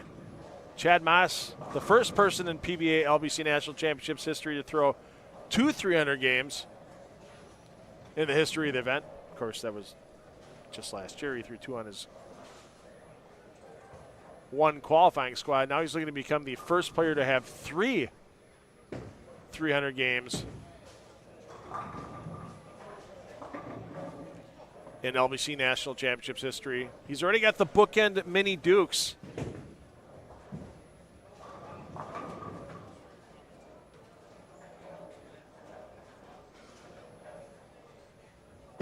Now Chad Moss stepping up in the 10th frame, looking to etch his name further in the PBA LBC National Championships record books. Looking for his third career 300 game in this event, and the 4-pin does not go. For Moss, you just see he looked a little unsteady at the line.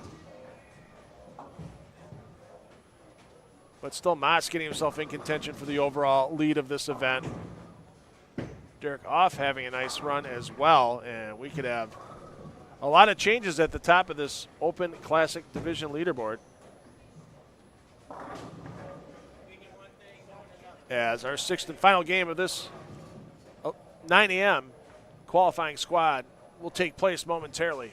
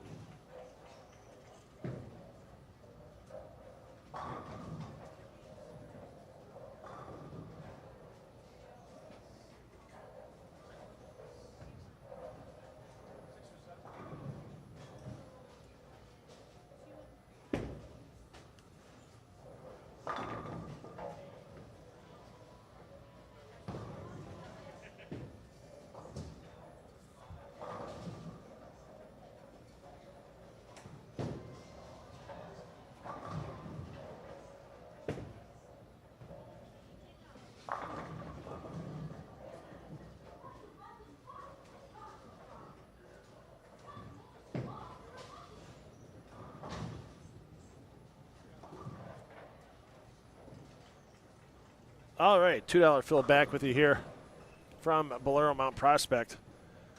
One thing we do know for sure, barring Bill Froberg tying his own shoelaces together and dunking himself into an ice bath, Froberg will take the lead of the Senior Classic division. Currently that lead was at 1280, which means Froberg needs a 123 game to get there. Something tells me that's not going to be an issue.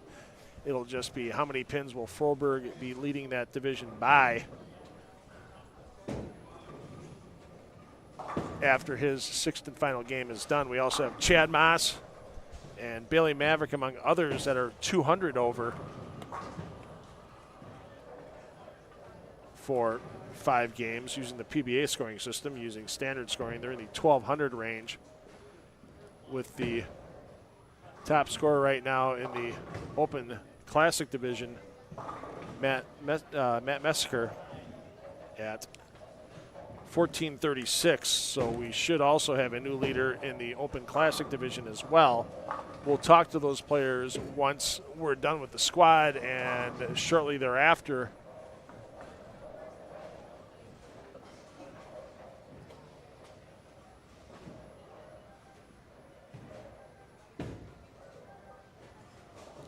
we'll have that footage to the PBA League Bowler Certification Facebook page, so you can check that out.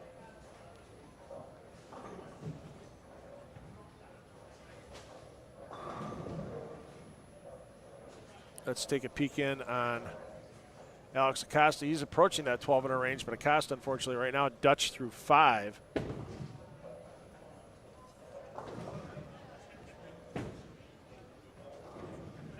And that's not going to improve. And AJ Chapman talked about it, moving pair to pair. You follow somebody that's got a different lane play strategy than others. Could be a good thing, could be a bad thing. And right now for Acosta, it's turning into a bad thing. Derek Off also approaching that 1,200 number. He's at 1196 for his first 5, so he's not that far behind Moss, as Moss stepping up, working on a spare in the 3rd.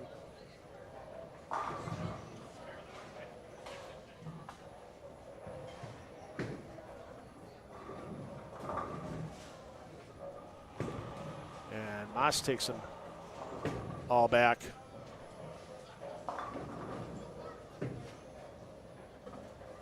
There we see Froberg with an opening single pin.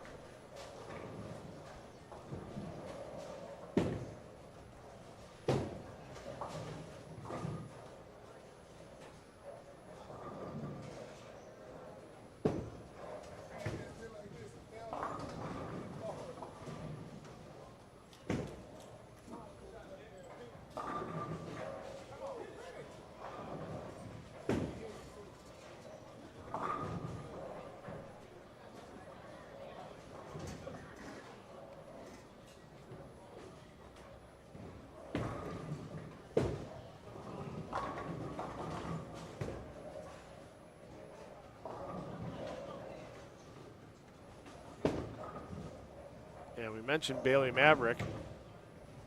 We may have to get over to him in a hurry because he's currently working on the front 6.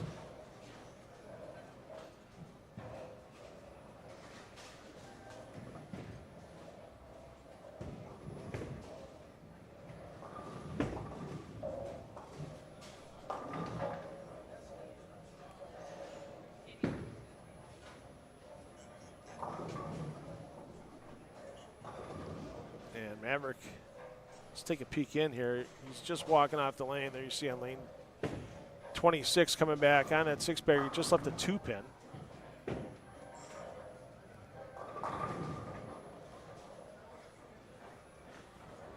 So Maverick still a max 279.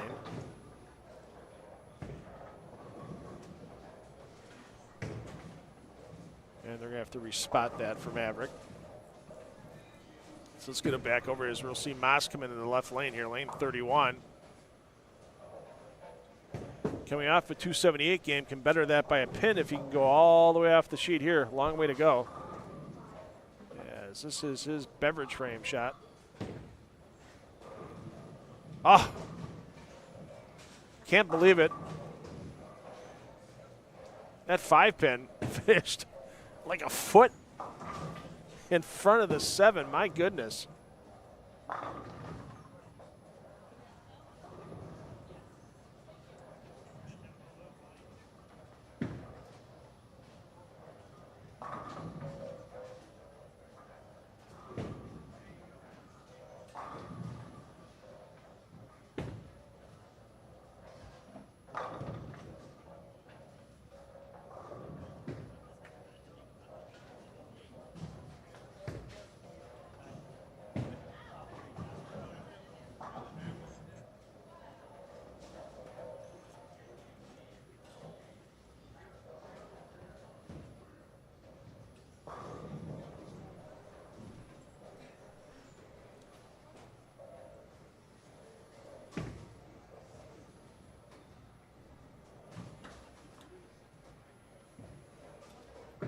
So Maverick and Moss, 8 pins apart on the scoreboard right now. 12:09 for Maverick, 12:17 for Moss. Both can shoot 279 this game.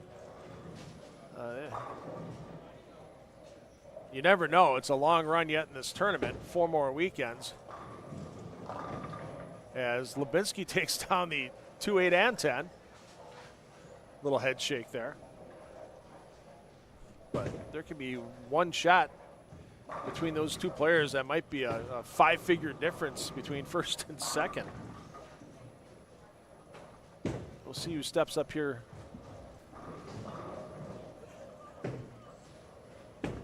For either Moss's 6th frame or Maverick's 8th frame first. And we'll make sure we got that coverage for you.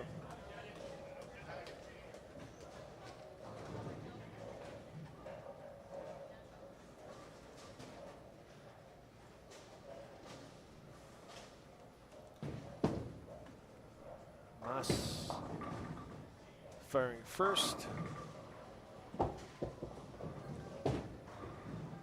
Gets them all to go over the Maverick. Not happy with the release, but gets it all to come back. You'd see that extra stare down.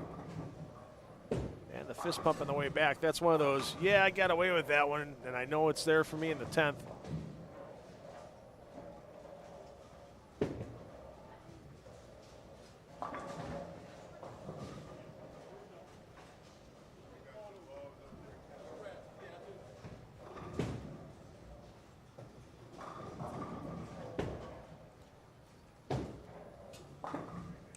Take a peek in at Acosta. As Acosta can still finish with 240, but he knows, looking at the players around him, look to your left, look to your right, and you're probably 3rd on the squad.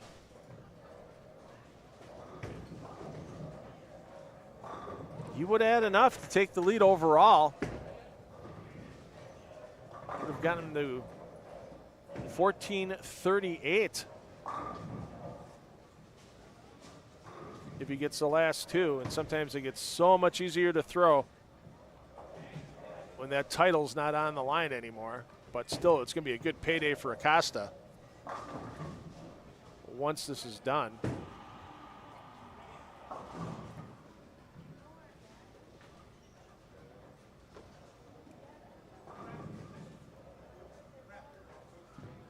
Moss, 7th frame, wrap 10.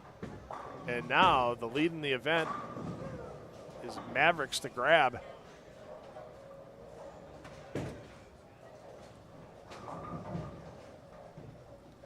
Problem is, an errant shot by Maverick returns that opportunity right back.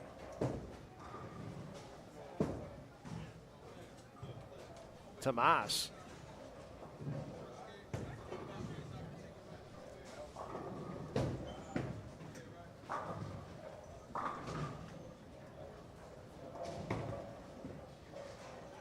Moss keeps it clean with the spare.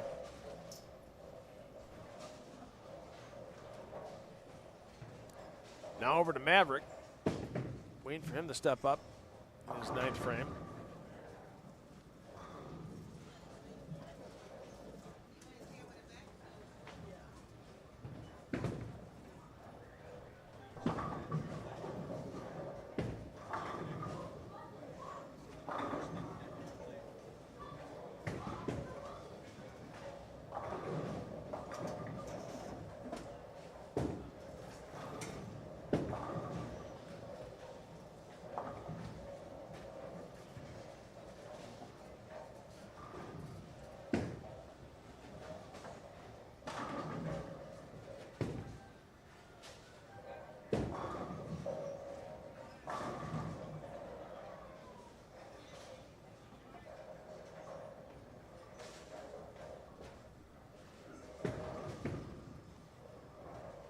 So Maverick, 9th frame strike. Looking at a potential new leader here. We'll get over to Froberg, too. He's a ways back. Froberg's only entering his 5th frame, but he's pretty much guaranteed.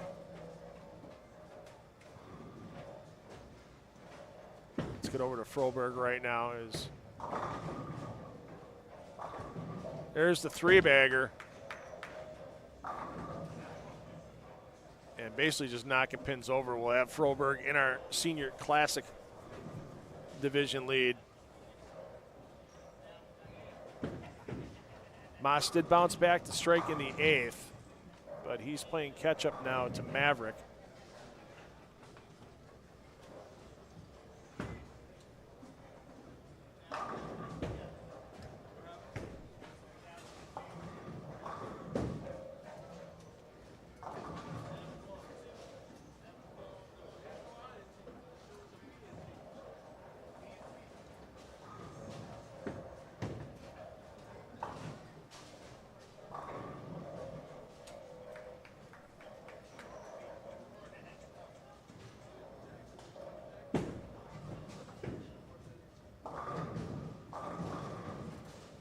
So Acosta did finish at 240. It puts him at 1438.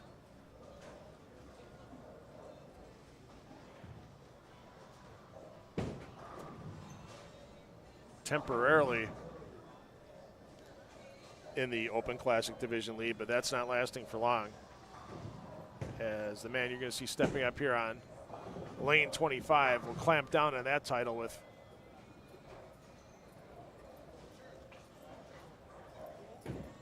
any good count here in the 10th frame for the round, but we know Maverick's shooting to go full bore, 279.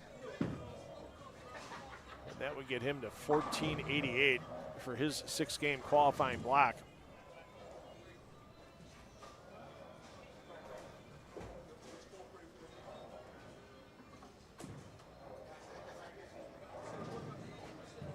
A little bit of loft on the lane, stares it down. And the 10 goes.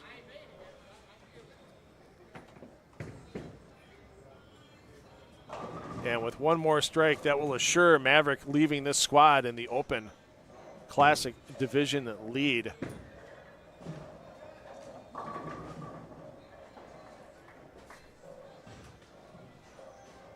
Moss just left a 4-pin in the 9th frame, so Moss is going to be a little bit on the short side.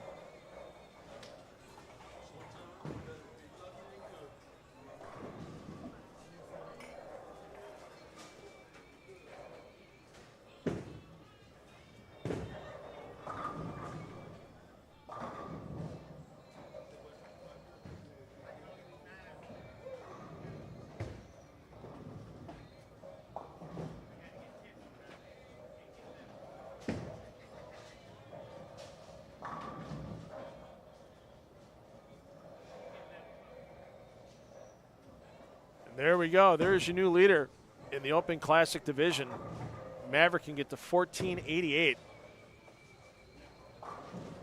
with this final shot in the 10th frame, and then we'll go watch Froberg try to close things out in the Senior Classic Division.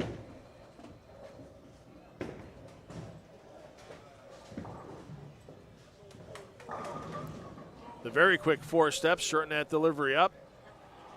And there you go. What a finish by Bailey Maverick. And make sure you check out the PBA League Bowler Certification Facebook page. A little later today or tomorrow, we'll get that posted for you. That interview with Bailey Maverick.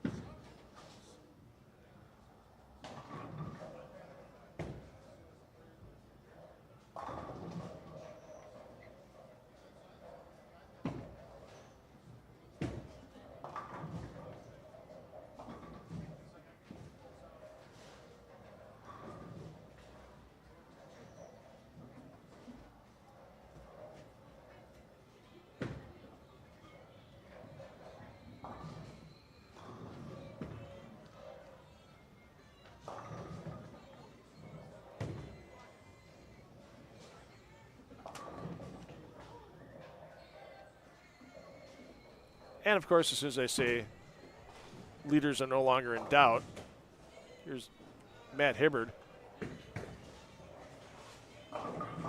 trying to make that change for me, as Hibbard was at 12:21.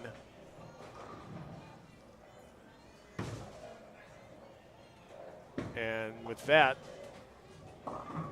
2:10 split, he's not going to be able to overtake Bailey Maverick. But he'll definitely have a quality cashing spot.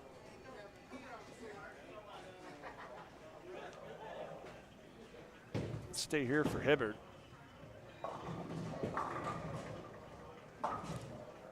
And no lucky bounce out of the back. So that takes Hibbard's max to 246. And that would take him to 1461, so well short of what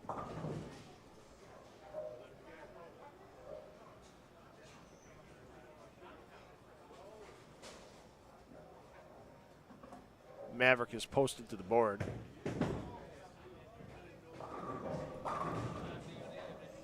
Back over to Froberg as Froberg just took all 10 down. He's going to have a big advantage in that senior classic division.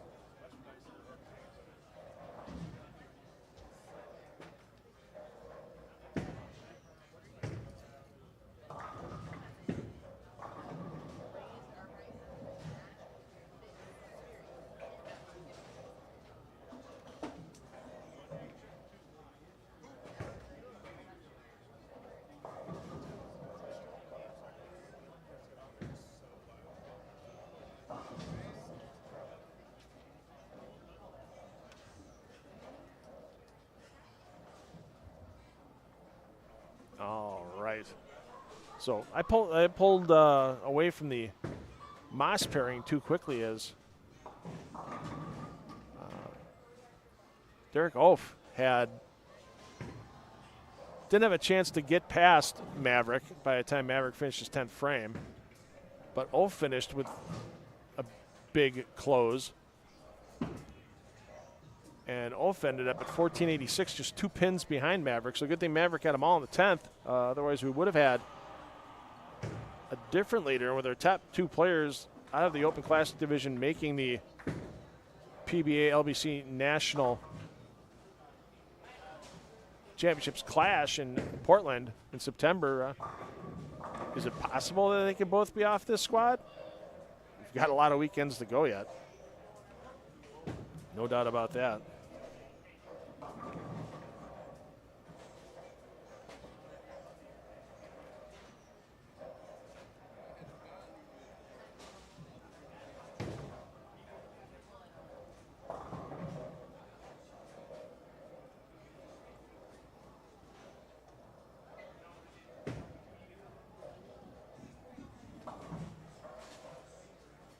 So Froberg stepping up in the 10th. He'll be another new leader, this time Senior Classic.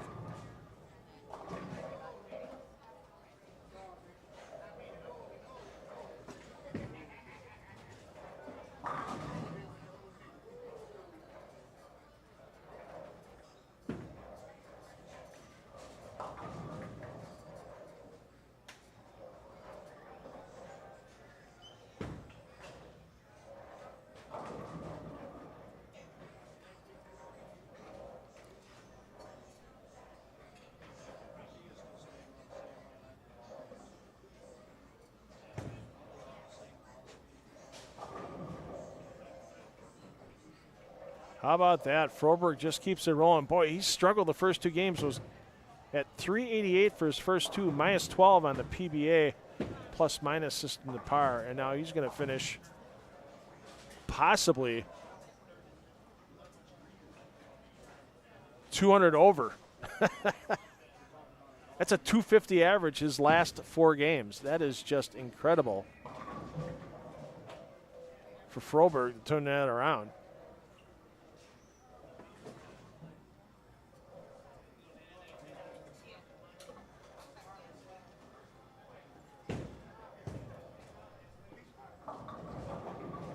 Scrambles him up. How about that for Froberg? Making it happen. So once again, if you haven't liked the PBA LBC Facebook page, make sure you like that, as we're going to have some interviews released to that page with not just our new leader in the Senior Classic division here with Bill Froberg, but with Derek Oaf and Bailey Maverick, our top 2 now in the Open Classic division. This ends our main feed, but you're more than welcome to come back on our 2 p.m. squad, 3 p.m. Eastern, 2 p.m. here in Mount Prospect, as we will have all the pair feeds running, and you'll have your chance to watch AJ Chapman take to the lanes in the PBA exempt division. I'm $2 Phil Brilo. Hey, parents, take the kids bowling, because we know that they're going to have fun for life. And we'll see you back here at 2 p.m.